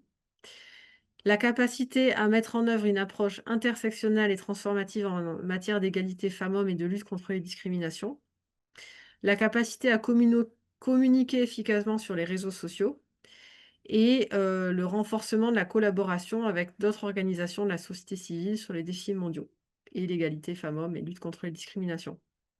Donc là, en fait, pour renforcer les compétences des lauréats et des parties prenantes au programme Connect, le programme, en fait, propose des formations. Donc tout ça, vous êtes déjà informés. Et l'idée, c'est de pouvoir vous demander en amont où est-ce que vous en êtes par rapport, en fait, à votre capacité à atteindre, connecter, engager les citoyens, puis les jeunes, puis les groupes les plus éloignés, votre capacité à vous sentir équipé vis-à-vis de l'approche intersectionnelle et transformative en matière d'égalité femmes-hommes, etc. Donc, je vais vous envoyer un questionnaire. Ah, il y a, pardon, excusez-moi, Sigal Aura qui est dans la salle d'attente, mais j'arrive pas à admettre en fait, moi. Ah, ça y est. Excusez-moi. Donc, je vais vous envoyer un questionnaire en fait qui, ou dans lequel vous allez pouvoir voilà, indiquer sur une échelle de pas du tout à ça va, je maîtrise totalement. Voilà, votre capacité en fait sur ces différentes thématiques. Et en fait, ça va nous donner une baseline et on vous enverra le questionnaire à la fin pour que vous puissiez y répondre. Et normalement, on devrait voir en fait si vous vous sentez plus en capacité, voilà, sur les points que je viens de lister. Et dans l'intermédiaire, il faut que le porteur de projet, Resacop, vous propose en fait un accompagnement sur ces sujets pour voilà, vous donner les moyens de progresser sur ces sujets-là, tout en sachant qu'on aimerait bien aussi, alors il y a des lauréats qui en fait sont très très au fait sur comment engager les jeunes, d'autres qui travaillent avec les groupes très éloignés des enjeux et ils n'ont pas besoin forcément de renforcement de capacité. Donc notre idée, c'est de vraiment proposer en fait des temps de formation et d'échange qui répondent à la fois à ce besoin de renforcement de capacité et qui répondent aussi à d'autres souhaits d'accompagnement que que vous souhaitez. Donc en tout cas, sur la question de l'approche intersectionnelle et transformative en matière d'égalité femmes-hommes, ça, le temps a déjà été fixé. C'est le 28 novembre et je pense que travailler sur ce sujet, c'est important et ça va parler à tout le monde. Ça va être très intéressant pour toutes les structures et pour les autres sujets. Voilà, on va essayer de trouver des thématiques qui répondent à la fois à cet enjeu, puis à la fois à vos besoins. Et, donc, je vais étudier, je n'ai pas eu le temps de le faire encore, ce que vous avez indiqué sur la fiche d'évaluation de fin de journée du 7 octobre à ce sujet. Est-ce qu'il y a des questions là-dessus ou pas? Non, je passe. Ok, donc ça, je l'ai déjà dit. Hop. Ah oui, ce dont j'ai pas parlé, c'est, pas dans le détail, c'est en fait les changements que l'on souhaite mesurer, auprès de vous, de vos structures ou alors, de militants ou alors nous, on a aussi à mesurer, d'autres changements qui se passent dans d'autres réseaux et en fait, on va vous demander d'être attentifs et attentives à ces changements qui vont advenir, je l'espère et qui sont parfois pas forcément planifiés. Et on vous propose en fait un support de voilà, Histoire de changement, Stories of Change, qui sont à compléter. Voilà, dès que vous voyez quelque chose un résultat en fait, tangible, que vous souhaitez mettre en valeur, qui a été permis, dans le cadre du programme, Connect. Alors ça peut être voilà l'histoire, d'un militant, qui est allé, beaucoup plus loin, qui est devenu pionnier. Ça peut être l'histoire, d'une organisation qui en fait, du fait, du programme Connect, va tisser des liens avec, des partenaires et on voit que en fait, l'histoire s'accélère et qu'il y a des accords ou, je ne sais pas, une modification d'une politique, publique locale qui arrive. Ça peut être en fait une histoire de changement que nous, on serait, très heureux et heureuses de recevoir pour, la mettre en valeur. Donc, voilà, je vous invite à être, attentifs à tout ce qui va se passer au sein de vos organisations, au sein des personnes, militantes et au sein de votre réseau peut-être plus large que vos organisations et relever ces changements et les mettre en valeur à travers ces histoires.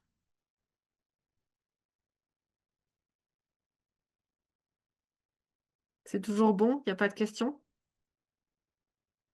OK. Il y a d'autres éléments qui vont vous être demandés. On va vous demander si votre activité a enfin, dans le cadre de votre activité, vous avez travaillé avec d'autres organisations de la société civile. On va vous demander si vous avez travaillé avec des partenaires, jeunesse, donc là, des organisations, des mouvements de jeunesse, si elles ont participé aux activités, si elles ont co-animé, les activités. C'est des choses que, dans le cadre du projet Connect, on va chercher à mettre en valeur, en fait, au niveau européen. On va chercher à savoir si vous avez travaillé avec des institutions éducatives. Alors, je sais que beaucoup d'entre vous fonctionnent, enfin, sont en partenariat avec, des établissements scolaires, par exemple. Et ici, on va s'intéresser aussi aux établissements scolaires avec lesquels des accords ont été, signés dans le cadre du projet. C'est pas simplement j'interviens une fois dans une classe avec un professeur, mais dans le cadre du projet, il y a comme une convention de partenariat sur la durée du projet, heu et c'est en fait ces, accords-là qui vont aussi nous intéresser. On va vous demander aussi, quels sont vos livrables, qui ont participé à l'atteinte de vos enfin, si dans le cadre de votre projet, vous avez des livrables qui montrent en fait aussi, l'atteinte de vos résultats. Donc tout ça, c'est des éléments qui vont vous être demandés dans le rapport narratif dont j'ai mis le lien, en début de PowerPoint. Juste Marie-Alexia, au niveau de ce que tu Ouais. disais sur la question des établissements scolaires. Nous, nos structures elles interviennent tout le temps dans les établissements scolaires. Donc, est-ce qu'il faut un document spécifique par rapport au projet que le proviseur ou la proviseure signe ou pas? Ou est-ce que la convention qui a été passée avec le collège pour les interventions lors des temps méridiens suffit? Hem, je dirais que la convention suffit, mais si c'est pas le cas, bah, je te dirai en fait. Ça, il faut que je demande en fait. Moi, je Ok. dirais que la convention suffit, à moins que l'idée soit de montrer que dans le cadre du programme Connect, il y a de nouveaux établissements qui ont été, tu vois, sollicités et des nouveaux partenariats. Mais moi, c'est pas comme ça que je le comprends. Je le Non, comprends, non, voilà. Oui, les partenariats, même déjà existants, sont intéressants. eh ben oui. Mmh. Ouais, ouais. On se base en fait sur l'existant en fait. euh, pour amener dans ces endroits-là où on intervient déjà, pour amener ces questions-là. Ouais. Le projet, il sert pas à faire, à étendre le réseau partenarial dans les lycées-collèges, il sert à amener le sujet et la thématique, plutôt. Tu vois.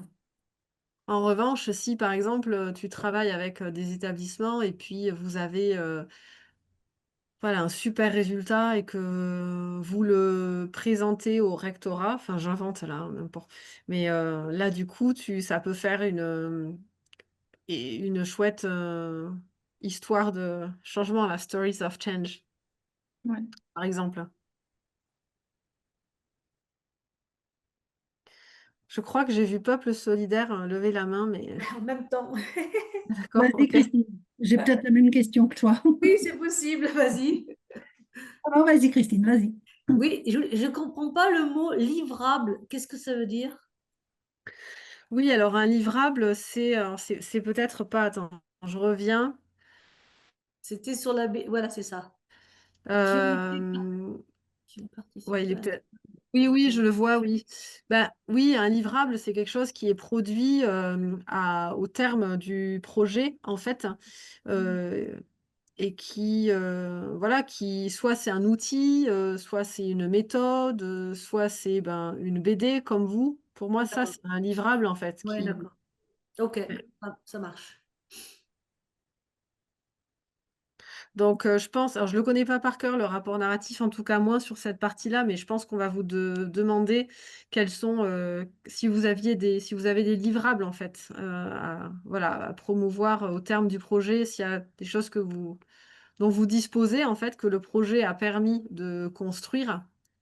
Euh, voilà, et là, dans votre cas, c'est la BD sur le Ouais, d'accord. changement climatique, oui, la justice climatique. Ok. Bah, du coup, j'ai Ouais. une autre question. Oui. Il y a une partie de l'information qui est donnée aux élèves, l'information un petit peu factuelle sur le changement climatique, qui est donnée directement par les enseignants pendant leurs cours. Et donc, ce n'est pas forcément, ce n'est pas tout le temps nous qui intervenons. Et il y a aussi des temps où la sensibilisation est faite par les enseignants. Et est-ce que du coup, il faut qu'on demande aux enseignants la date, la question qui a été abordée ce jour-là, et le nombre de participants, ou comment est-ce qu'il faut justifier de ça?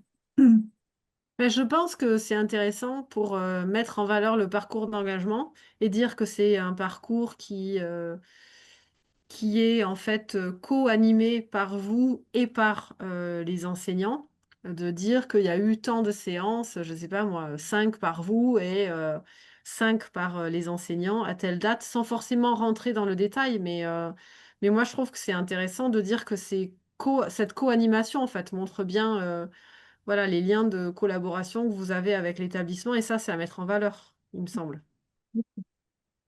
Non, on n'a pas besoin de faire signer des feuilles d'émargement à chaque fois. C'était juste ça que je voulais savoir. Non, je pense que tu peux juste décrire, en fait, voilà, à la rigueur, tu mets les dates, tu mets la thématique qui a été abordée, et voilà, ce qui est plus intéressant, c'est vraiment comment voilà, les enfants qui ont participé à tout ce processus, ce qu'ils en retirent, en fait, s'ils sont plus conscients, mieux informés, s'ils ont changé leur comportement, s'ils ont un regard plus critique vis-à-vis de toutes les informations qu'ils ont, voilà, s'ils ont envie de s'engager, si, c'est ça, en fait, le cœur de notre sujet, c'est ça qu'on va chercher à recevoir. Hmm. Oui, Sandrine.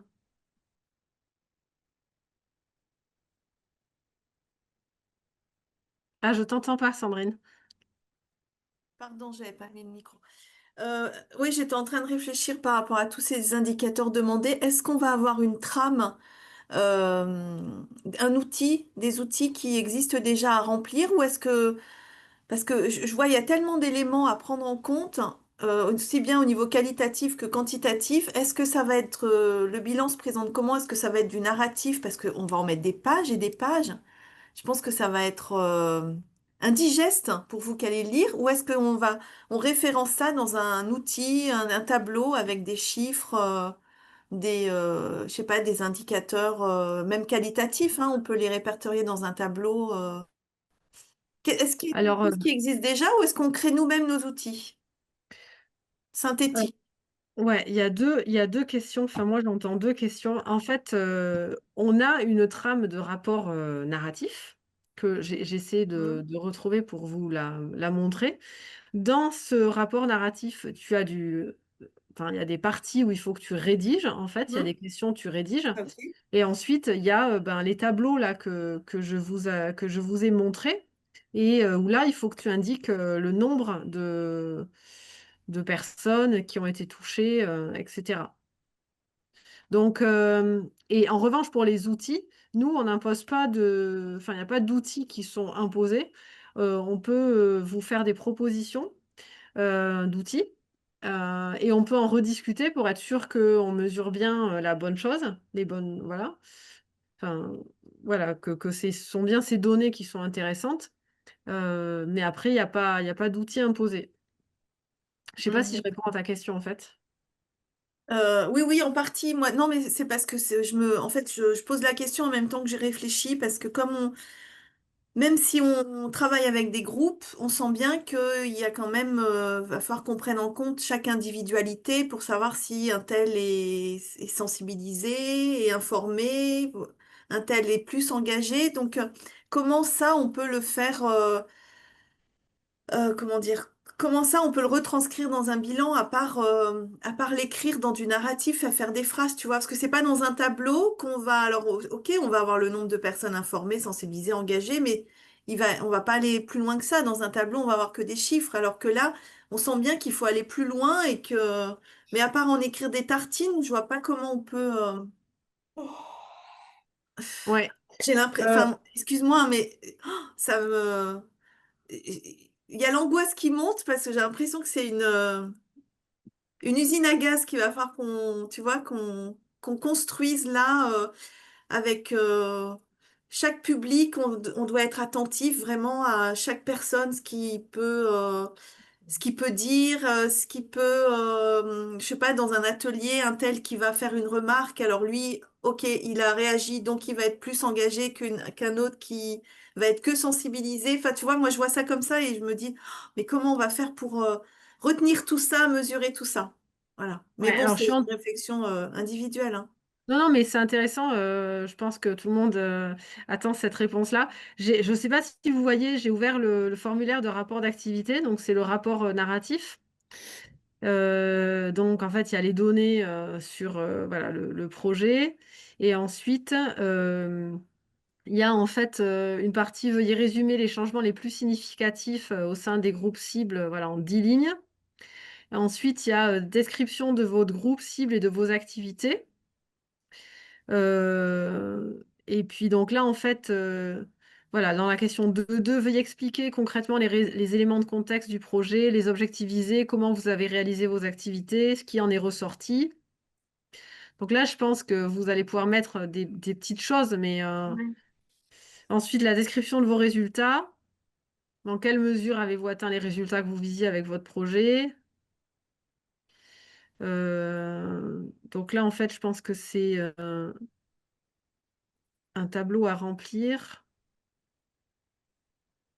Comment en fait les résultats nourrissent les objectifs de Connect, qui est de développer enfin, l'objectif principal, le pouvoir d'agir des citoyens et citoyennes. Ensuite, décrire les résultats non attendus qui ont pu résulter de votre projet. Décrivez les problèmes que vous avez rencontrés et la manière dont vous les avez résolus. Ensuite, c'est sur l'approche intersectionnelle et transformative. Dans quelle mesure le groupe cible a accru ses connaissances, ses capacités, son engagement. Ou alors, comment vous avez intégré la dimension de manière transversale dans la mise en œuvre du projet. Et ensuite, je pense que là, alors, impact, j'aime pas ce mot, je dirais plutôt effet livrable.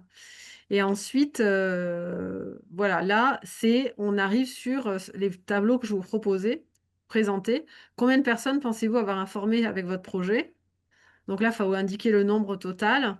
Et puis donc là, ticker comment vous les avez informés et là, indiquer le nombre. Et ça, tout du long, jusque voilà, les personnes sensibilisées, puis ensuite les personnes engagées. Donc effectivement, en fait, moi je pense que c'est dans la question 2 que tu dois écrire voilà, comment tu as les choses qui se sont passées et aussi dans les comptes rendus peut-être de fin de projet, tu vois, tu fais un focus group, je pense que c'est là où tu vas pouvoir marquer en fait ce que tu as vu très concrètement auprès des jeunes, par exemple. Ok, ok. Bon.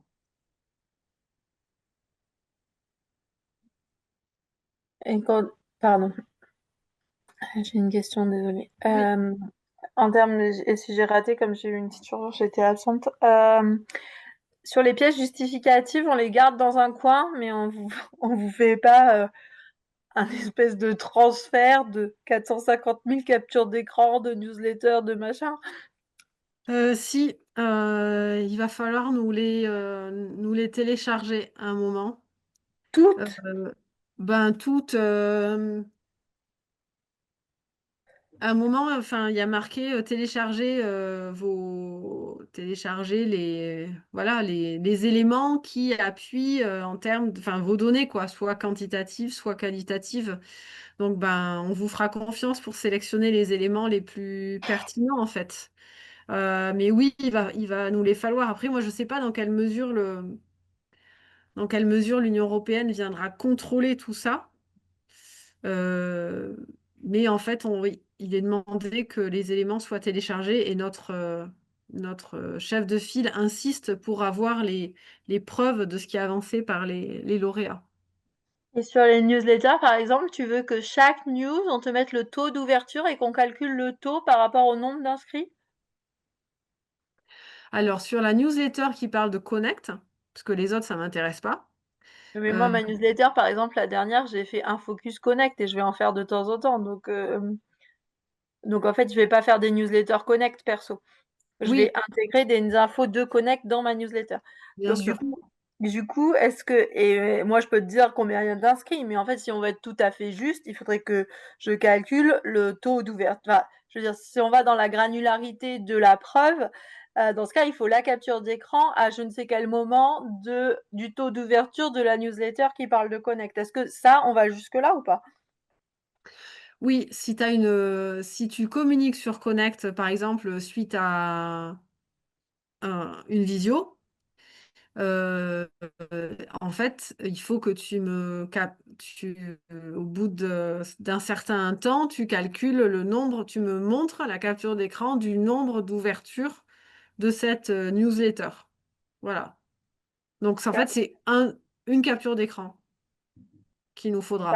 Non, parce qu'il faut la capture d'écran de la newsletter en question pour que tu aies la preuve que j'ai parlé de Connect dedans, plus la capture d'écran du taux d'ouverture, plus la capture d'écran du nombre d'abonnés à ce moment-là. Ça fait 3 par newsletter.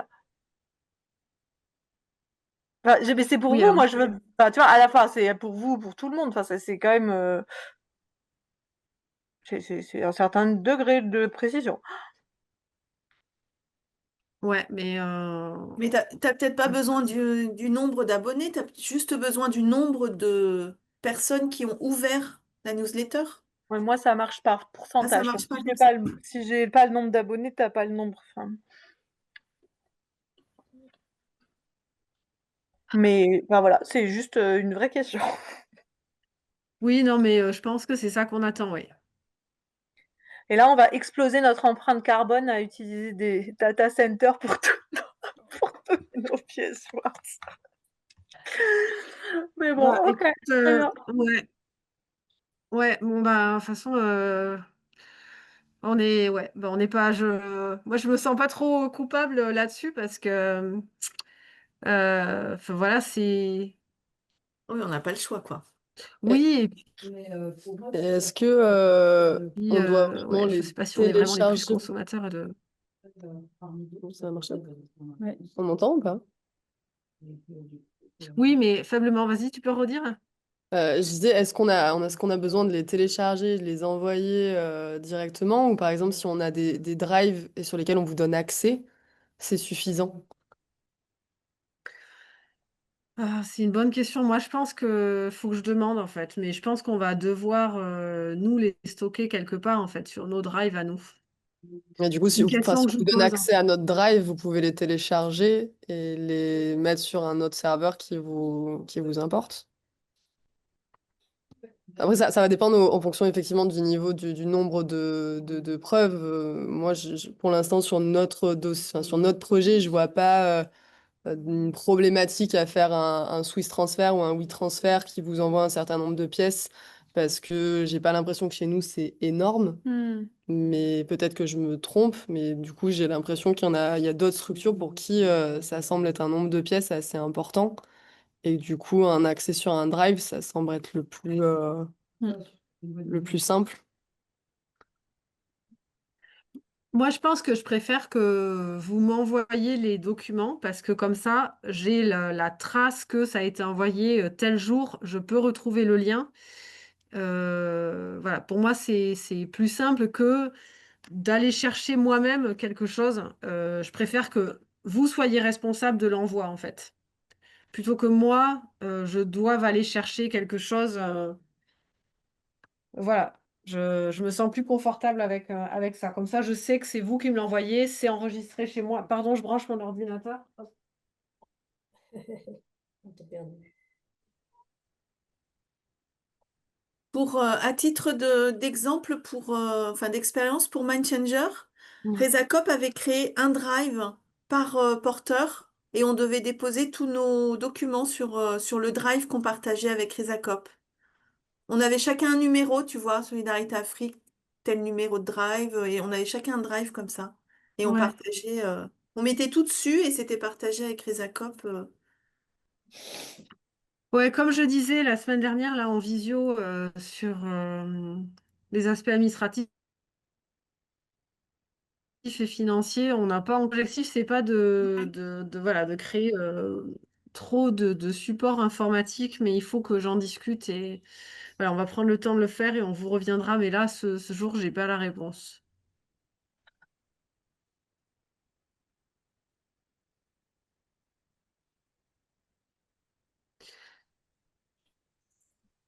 Est-ce que vous avez d'autres questions? Ouais, Birte.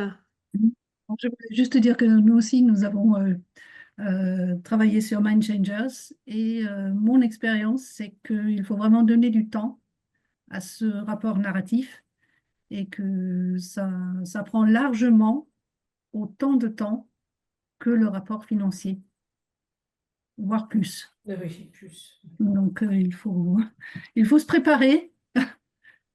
C'est pas impossible, bien sûr, ça se fait très bien, mais il faut prévoir du temps.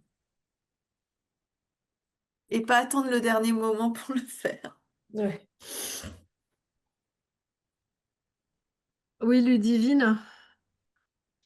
Oui, bonjour. Alors, on se connaît pas parce que du coup, je prends le relais juste momentanément de Lisa que tu as dû avoir. Et juste comme je vais faire aussi la passation avec Gwendoline qui, elle, sera sur le territoire de Lyon, le dossier justement que tu as montré tout à l'heure sur le rapport narratif, il a été déjà partagé à tous et toutes. C'est-à-dire c'est quelque chose que je peux retrouver dans les fichiers de Lisa ou pas. Parce qu'en fait, en gros, je me dis que je vais essayer d'automatiser le fait d'évaluer au fur et à mesure et donc du coup de l'intégrer dans nos outils de suivi, tous tes éléments, mais du coup pour pouvoir y travailler, si on a ce rapport ou une ébauche, enfin tu vois, si c'est pas complètement terminé, pour pouvoir le faire. Je sais Oui, pas alors, si... ce rapport a été envoyé en fait dans le guide du lauréat. Ok. On a envoyé, je me rappelle plus, après le 7 octobre, et je me rappelle plus de la date. Néanmoins, Mais je je peux sais que l'envoyer dans tes mails, quoi, du coup. oui, mais je pense que, enfin, je sais que certaines personnes n'arrivent pas à ouvrir les liens. D'autres y arrivent, mais d'autres non. Donc, ce que je vais faire après, enfin, probablement demain, je vais vous renvoyer ce rapport narratif-là. Et si Ok. jamais il évolue, en fait, pour l'instant, il est sur notre serveur qui s'appelle K-Drive. Et normalement, quand nous, on le change, voilà, vous pouvez toujours le télécharger. Si vous le téléchargez, c'est toujours la dernière version à jour. Donc, c'est pour ça que c'est intéressant. Mais je vais vous l'envoyer. Et puis, si jamais ça change, je vous le renverrai, en fait. Ok. Bah, alors, juste pour nous, si tu peux l'envoyer sur l'adresse de Gwendoline, Oui, comme ça, ouais, tu peux retirer Lisa, en gros. oui. Merci. Euh, Désolée. Moi, en fait, ce sur quoi je voudrais attirer votre attention, c'est en fait ces chiffres qui sont très très élevés. Donc, 40 000 personnes sensibilisées, 4 000 personnes engagées. Pour vous donner un ordre d'idée, pour l'instant, quand j'additionne le nombre de personnes sensibilisées de l'appel à projet 1 et ceux de l'appel à projet 2, on en est à 11 000 personnes, alors qu'on doit atteindre 40 000 personnes. Donc, on a quand même un écart qui est conséquent. Et pour les personnes, toutes personnes confondues, touchées, on doit atteindre 950 personnes et là, 250 000 personnes, pardon, et là, on en est à 80 000 personnes. Donc en fait, moi, je pense que ce qu'il faut, c'est vraiment essayer de travailler avec... Enfin, quand vous avez soumissionné, je pense que vous avez compté le nombre de personnes sensibilisées, engagées, mais vous n'avez pas forcément tous et toutes pensé à vos réseaux sociaux et à toutes les personnes que vous pouviez toucher via vos réseaux sociaux. Sachant qu'une vue, ça compte dans personnes touchées ou informées, et qu'un like, ça compte dans personnes sensibilisées. Donc en fait, je vais vous demander, après cette séance-là, de pouvoir vous voilà, repencher sur cet aspect-là de vos réseaux sociaux, votre communication, les newsletters, etc. Et peut-être de remettre à jour vos chiffres, en fait. Vos chiffres de personnes touchées. Donc, c'est toutes les personnes qui entendent parler du projet une fois. Et puis, les personnes aussi voilà, sensibilisées, engagées, militantes. Et on a vu qu'avec ces facteurs d'impact dont on nous a informés relativement récemment, en fait, on peut faire monter, on peut prendre des gens en fait, qui sont informés et on peut, en appliquant ce facteur d'impact, en faire passer quelques-unes dans les sensibilisés, dans les engagés, dans les voilà, non pas dans les militants, mais bon alors l'approche peut être questionnée, mais si on veut être très pragmatique sur l'atteinte des objectifs, ça nous arrange pas mal. Donc je vous demanderai bien d'y réfléchir et de revenir vers moi pour éventuellement mettre à jour vos chiffres en fait, s'il vous plaît. Ok. Il y a plein de mains levées. Valentin? Ouais, merci Marie-Alexia. Ouais, moi j'ai deux questions. La première c'est on est deux autres structures, enfin du coup trois autres si je me comprends dedans, à faire de la sensibilisation auprès des étudiants et des étudiantes. Moi, ma question c'est quel est le positionnement un peu de Rezacoop par rapport à ça, dans le sens où il y a une probabilité, mine de rien, pour qu'on sensibilise peut-être les mêmes étudiants parce que du coup, on va peut-être solliciter les mêmes universités, les mêmes structures. Donc, est-ce qu'on est sur 950 000 enfin, uniques? J'entends, parce que là, il va aussi se poser la question sur Instagram, où du coup, bah, forcément, on va faire un post, on va avoir un like, mais peut-être qu'on va avoir la même personne qui va liker plusieurs fois sur différents posts. Et donc, du coup, bah, en fait, on va pas être sur une sensibilisation sur une personne unique, mais plutôt sur une personne qui va liker plusieurs fois. Donc, en fait, ça devient très compliqué après, tu vois de pouvoir vraiment savoir combien de personnes tu as sensibilisé. Euh, Pareil pour les newsletters, tu vois, c'est-à-dire, bah, en fait, une newsletter, tu vas l'envoyer, tu vas avoir un taux d'ouverture, je sais pas, de 30% sur 3000 abonnés. Mais en fait, peut-être que la semaine suivante, tu vas envoyer une newsletter et ça va être ouvert par des personnes qui n'avaient pas ouvert la première. Donc, du coup, bah, ça va être des nouvelles personnes sensibilisées. Et donc, on va se retrouver dans une situation un peu compliquée de pouvoir vraiment isoler, tu vois, sur ce type de communication assez large, vraiment les personnes que tu as sensibilisées de manière très pointilleuse, tu vois. J'alerte un peu sur ça quand même parce que, enfin, moi, je ne vais pas pouvoir réussir tu vois, à extraire vraiment de manière très claire, genre pseudo par pseudo ou mail par mail, les personnes qui ont ouvert la newsletter, tu vois. Donc, euh, donc voilà, donc ça va être assez large. Après, peut-être que ça convient à ce que vous recherchez, mais voilà. C'est mes deux questions. Désolé, c'était un peu long. Oui, bah, je pense qu'en fait, cette question du double, comment on dit, je sais pas, double counting, sera difficile à résoudre en fait. Donc, quand tu dis, pour ta première question, quand tu dis on est plusieurs à intervenir dans les universités, est-ce que tu penses par exemple à la cloche qui interviendra, la cloche et Singa qui interviendront aussi dans les mêmes universités? Ou tu penses à... Ouais, si, je pense à la cloche Yasinga, je pense à Humacop qui va intervenir à l'université de Grenoble aussi. Enfin voilà, typiquement, c'est des projets qui vont aller dans des universités où nous, on est susceptible d'intervenir aussi. Et donc, c'est pas impossible qu'on se retrouve à mettre en place une action où en fait, il y a une personne qui va être sensibilisée chez Singa et qui va être aussi sensibilisée chez Kaboom, mais sur une date qui sera pas la même. Et donc voilà, donc, enfin, moi, c'est un petit point d'alerte sur ça. Genre, Ouais. juste. Et quid de, imaginons, je sais pas, moi, tu vois, on se dit avec Singa et avec la cloche, ah, mais en fait, on a un événement à telle date, il y a peut-être un intérêt à mutualiser pour faire un gros événement, on va sensibiliser plein d'étudiants en même temps. bah, du coup, en fait, il y a une comptabilisation qui va avoir lieu du côté de chez Singa qui va être la même que chez Kaboubou. Donc voilà, Oui, alors, ouais. OK. c'est ça ma question et c'est ça mon point d'alerte. Enfin, on n'en Ouais. est pas là, hein, et pour l'instant, il y a pas de sujet par rapport à ça. On n'a pas encore évoqué le sujet, mais ça pourrait se matérialiser, quoi. OK, alors par rapport à la première question, si vous sensibilisez des personnes sur des sujets différents, moi je pense que vous pouvez les compter, voilà, séparément, parce que c'est a priori pas les mêmes sujets, même si c'est les mêmes, personnes. Moi je dirais ça. Et sur la deuxième question, si vous faites un événement commun, alors là effectivement, je pense qu'il faut compter juste, enfin il y ait une de vos structures qui compte les personnes, mais si c'est un événement commun, alors ça pourrait être une belle histoire, du coup, à valoriser. Le fait que les lauréats se mettent ensemble pour, faire quelque chose, voilà, mutualisé, mais autrement, oui, je pense que là, il faudrait compter juste une fois les étudiants. Et par rapport à la newsletter, en fait, si tu publies sur des sujets différents, là, tu peux compter, le taux d'ouverture à chaque fois. Mais si tu publies sur un sujet unique tout au long, voilà, de ton projet, là, tu vas compter le plus haut taux de vue de la newsletter.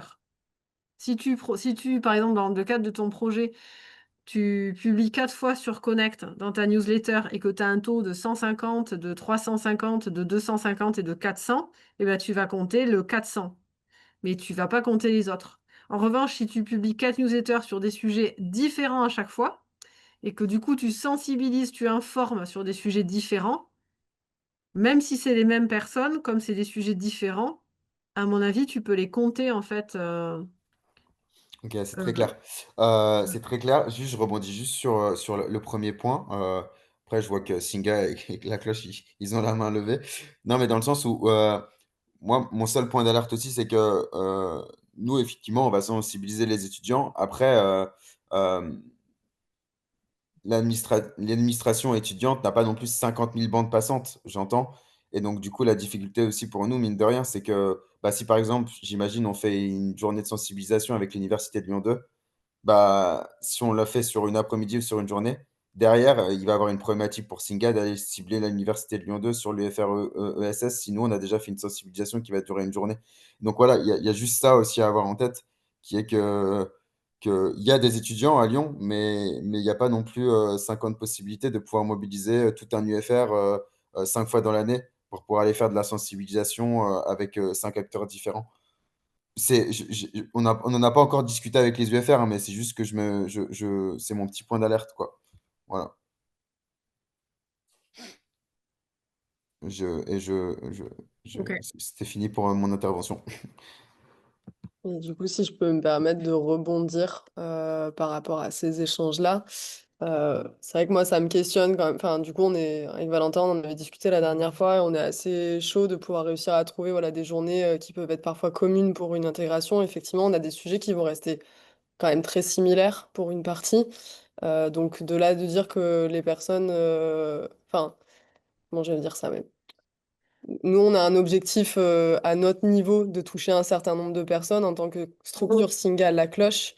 Je suis pas forcément très d'accord sur le côté on pourra les compter qu'une seule fois. Si on est sur un événement commun, sur une même journée avec Kaboubou, on n'aura pas les mêmes outils de sensibilisation, on n'aura pas les mêmes façons de Objectif. fonctionner, les mêmes objectifs, les mêmes qualifications sur le sujet derrière et le suivi qui aura été fait. Et ça me questionnerait quand même pas mal qu'on nous dise qu'on ne peut pas les comptabiliser chacun pour nos propres projets respectifs. Surtout si c'est sur des formats différents, quoi, parce que j'imagine que si Valentin, toi, tu es avec la fresque, que nous, après, on vient avec le caout, enfin, ça sera pas les mêmes supports, ni du coup les mêmes réflexions et évolutions aussi, et perceptions du côté des étudiants et des étudiantes, quoi. Mm. Mais du coup, c'est pas un événement commun, c'est les uns à la suite des autres. Enfin, Oui, mais dans le Oui, cadre, par exemple, tu vois, d'une journée commune, je sais pas, journée de l'engagement, ou pour une rentrée scolaire, d'avoir un temps de rentrée, ouais. où du coup, on interviendrait, je sais pas, par exemple, Kaboubou le matin, nous sur l'après-midi, ou autre, quoi. donc on aurait OK. potentiellement les mêmes personnes, mais c'est pas, on n'aurait pas un outil construit en commun. On aurait Mm. chacun Ouais. nos modes d'intervention, quoi. Ok. Bah, j'avais pas compris ça. J'avais compris que c'était une intervention que vous feriez en commun vraiment à l'attention de. Enfin, vous interveniez, je sais pas, devant 900 personnes en amphi, mais ensemble, tu vois. Mais là, c'est pas ça en fait. Oui, mais pas forcément, Oui, oui. nous, dans notre projet, mais j'aurais du mal à imaginer comment on intègre, ou ça pourrait, hein, mais du coup, ça voudrait dire qu'on croise les projets et ça complexifie encore plus nos fonctionnements. Je pense qu'on a déjà des outils et des projets qui sont suffisamment complexes comme ils sont là pour se rajouter une charge de recroiser encore une troisième fois avec Kaboubou. Mais du coup, qu'on puisse se retrouver en commun sur des mêmes journées et du coup toucher les mêmes personnes mais avec des outils différents, Mm. ça pourrait être possible. Je rajoute Euh, avec le fait, du coup, de pouvoir peut-être permettre d'avoir encore plus d'engagement derrière, parce que forcément, si tu es sur une journée avec différentes thématiques, avec cette capacité de pouvoir aller un tout petit peu plus en profondeur, et donc du coup, j'imagine que sur une journée comme ça de l'engagement, si le matin, tu as Kaboubou, l'après-midi, tu as la cloche et Singa ou vice-versa, bah, mais ça, on pourra peut-être se faire une réunion ensemble. On va peut-être pas spoiler. Voilà, mais ça mérite d'en reparler, quoi.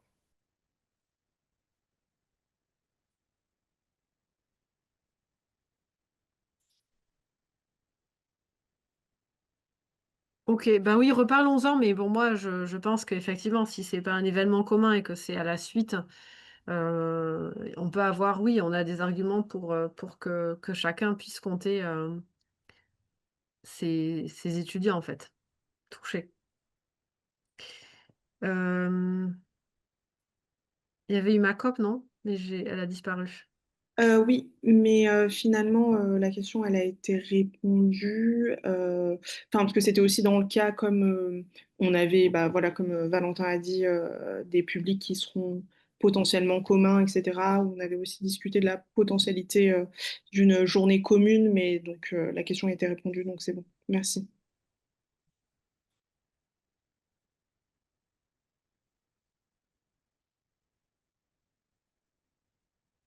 Est-ce qu'il y a d'autres questions? J'espère que ça vous a pas trop assommé tout ça parce que ça fait beaucoup d'éléments. Et je vais vous envoyer le PowerPoint et n'hésitez pas à le relire en fait, voilà, à tête reposée parce que c'est pas évident en fait de compter. Voilà, notamment, enfin voilà, tout ce qui est réseaux sociaux et de pouvoir bien aussi préciser sur quels médias en fait vous avez publié, que moi je puisse calculer le bon facteur, enfin voilà, multiplier avec le bon facteur d'impact pour pouvoir flécher les gens au-delà qu'ils soient informés vers la sensibilisation, vers l'engagement, etc. Oui, Nathalie. Oui, je sais que tu nous avais dit qu'il y aurait un temps de formation spécifique là sur la communication. Mais est-ce que tu peux déjà nous dire, en fait, je ne semble pas l'avoir lu, moi, ou j'ai de l'information, mais passé. Est-ce qu'il y a un ordre pour les logos, là? Est-ce qu'on doit les mettre dans un certain ordre? Non. Non, on les met En fait, comme on veut. pour Enfin, les logos, ouais, pour les logos, donc ce qui est écrit dans le plan de communication, c'est le logo de Connect, le hmm, logo de l'UE et le logo de Resacop. dans n'importe quel ordre. Oui, je pense que, ouais. Hmm, Enfin, je sais ok. pas, je me suis pas posé la question, moi, du moment qu'ils y sont. Voilà, Hmm, ça me va. ok. Oui, du moment qu'on fait tout le temps la même chose, quoi, en fait, hein. Pour l'instant, on met Connect à gauche, financement européen à droite, et puis Resacop au milieu. Ouais. Et nos deux logos de Et structure vous? en dessous. Oui. Ouais. Ok. Très bien. Et il va bien y avoir un temps là-dessus, hein, sur la communication, hein. C'est prévu, Ben, ça?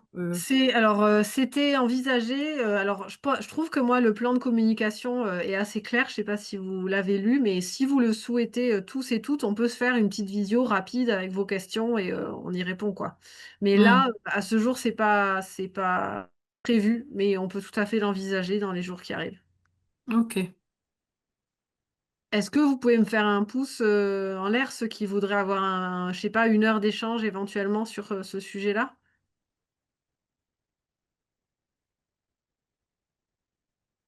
Ok, oui, donc je crois qu'il y a. C'est nécessaire, hein. C'est un oui, d'accord. Ok, merci. Alors, Elisabeth. Oui, je viens juste de penser, on va avoir du coup une plateforme pour exposer les œuvres qui seront réalisées par les jeunes, du coup ici à Miroir et puis là-bas au Sénégal avec ATT. Du coup, comment ça peut être pris en compte en termes de sensibilisation, d'engagement? On n'a pas encore du coup été voir ce qu'on allait employer comme plateforme, mais on sait juste que ça existe et c'est prévu. Et du coup, c'est quelle visibilité là-dessus? Comment ça peut être comptabilisé? Moi, je pense que les personnes qui vont visiter la plateforme, tu peux déjà les compter comme touchées ou enfin informées, on va dire. Mhm. C'est des personnes qui sont informées. Si la plateforme montre une œuvre d'art avec un petit commentaire sur un objectif de développement durable qui peut renvoyer vers, je ne sais pas, un autre site ou votre site, etc. Voilà, enfin, ce seront des personnes informées. Après, on peut compter éventuellement, ça je sais pas, faut que je vois. Est-ce que s'il y a énormément de vues, on peut compter une partie de ces vues comme sensibilisées? Ça c'est à voir, mais au moins ce seront des personnes informées. Donc plus tu partages très largement cette plateforme, plus tu as de nombre de vues, voilà, ça fait des personnes informées. Ok, merci. Oui, c'est Chloé que je vois. Oui, ça marche. C'était juste pour avoir un petit rappel des prochaines dates avant de se quitter pour être sûr d'avoir bien tout noté. Est-ce que c'est possible de refaire un petit tour des prochains rendez-vous, s'il te plaît? Ouais. Bah, le prochain rendez-vous, alors avant il y aura le webinaire communication là, mais sinon le prochain rendez-vous, si je ne me trompe pas, c'est le 28 novembre en présentiel avec cette première formation qui sera dispensée par Equipop sur les questions d'égalité femmes-hommes et lutte contre les discriminations. Est-ce que les partenaires à l'étranger pourront y participer à cette formation en visio ou pas? Il faut que je regarde, mais moi, j'ai un petit doute parce qu'en fait, je pense on sera déjà plus de 40 dans cette formation. Donc ensuite, il faut qu'on arrive à bien caler avec Equipop. Il faut que je leur demande en fait comment elles se sentent d'animer à la fois un temps en présentiel et un temps voilà, avec des personnes en visio. C'est pas forcément évident. Ok. Juste une question complémentaire, c'est du coup toute la journée en présentiel, normalement? Oui, Aussi, du coup, à l'UCLI? oui. Ok. Et ça va être une super journée parce qu'on va avoir des activistes enfin, ouais, Afrique de l'Ouest et du Nord qui vont venir témoigner en fait sur ces enjeux d'égalité femmes-hommes, voilà, des enjeux de genre, etc. Donc ça va être très intéressant. Et donc je vous invite vraiment à vous organiser pour y assister. 2 personnes par structure. Et ça peut être, alors si vous avez un co-demandeur, c'est le demandeur principal et le co-demandeur. Et sinon, vous pouvez aussi inviter soit des gens de votre bureau, si vous êtes tout seul ou toute seule, soit enfin, il y a certaines structures qui travaillent, enfin, je crois que c'est avec Miroir qu'on avait parlé, qu'il y avait des jeunes qui étaient déjà très engagés. Donc, Est-ce s'il qu'ils y a peuvent un venir jeune. en plus ou c'est vraiment deux? Ouais, bah, faut que je demande quand même à Equipop, c'est eux qui vont animer. Et enfin, déjà, enfin, plus de 40 ça fait quand même vraiment beaucoup de monde quoi, en formation. Donc, je suis pas certaine, hein. Mais en fait, s'il y a une vraie demande, peut-être qu'on pourra organiser d'autres temps, voilà, soit en visio, soit, enfin, je sais pas. On peut essayer d'imaginer autre chose en fait. S'il y a une vraie demande, c'est aussi l'objectif enfin, de Connect, on a quand même un peu de flexibilité. Et si on voit qu'il y a, il y a un sujet et qu'il y a voilà, une vraie volonté de travailler ensemble sur un sujet, on peut imaginer d'autres choses et aller au-delà que ces temps de formation. Donc, voilà. Ok. Oui, Singa et la cloche. Non, la main avait oublié d'être baissée, c'est ça? Ouais. Ok. Elisabeth, t'as pas d'autres questions? Ta main est levée? Ok.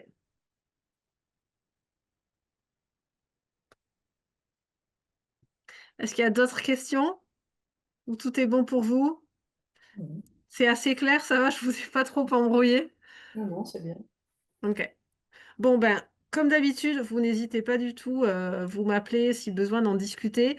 Et moi, donc là, en fait, je suis en train, ça va peut-être être ma dernière intervention, je suis en train d'écrire le rapport intermédiaire. Enfin, tous les 6 mois, on écrit un rapport intermédiaire. Et donc là, si vous avez des données, voilà, à me mettre à jour par rapport à vos réseaux sociaux, vraiment, renvoyez-moi ces informations-là que je puisse les mettre dans mon rapport intermédiaire, en fait. Et puis si vous démarrez vos activités, n'hésitez pas à nous inviter aussi, qu'on puisse voir comment ça se passe, ce que vous faites, etc. Ça nous permettra de mieux comprendre votre sujet, vos projets et voilà, de mieux en parler, de mieux le mettre en valeur éventuellement lors des communications qu'on fera. Voilà. Si c'est tout bon, je vous souhaite une bonne fin de journée Ok, et à bientôt. à bientôt. Merci Merci. Alexia, à très Merci. bientôt. Bon courage. Julie, bon Merci. courage. Merci, à bientôt. Salut.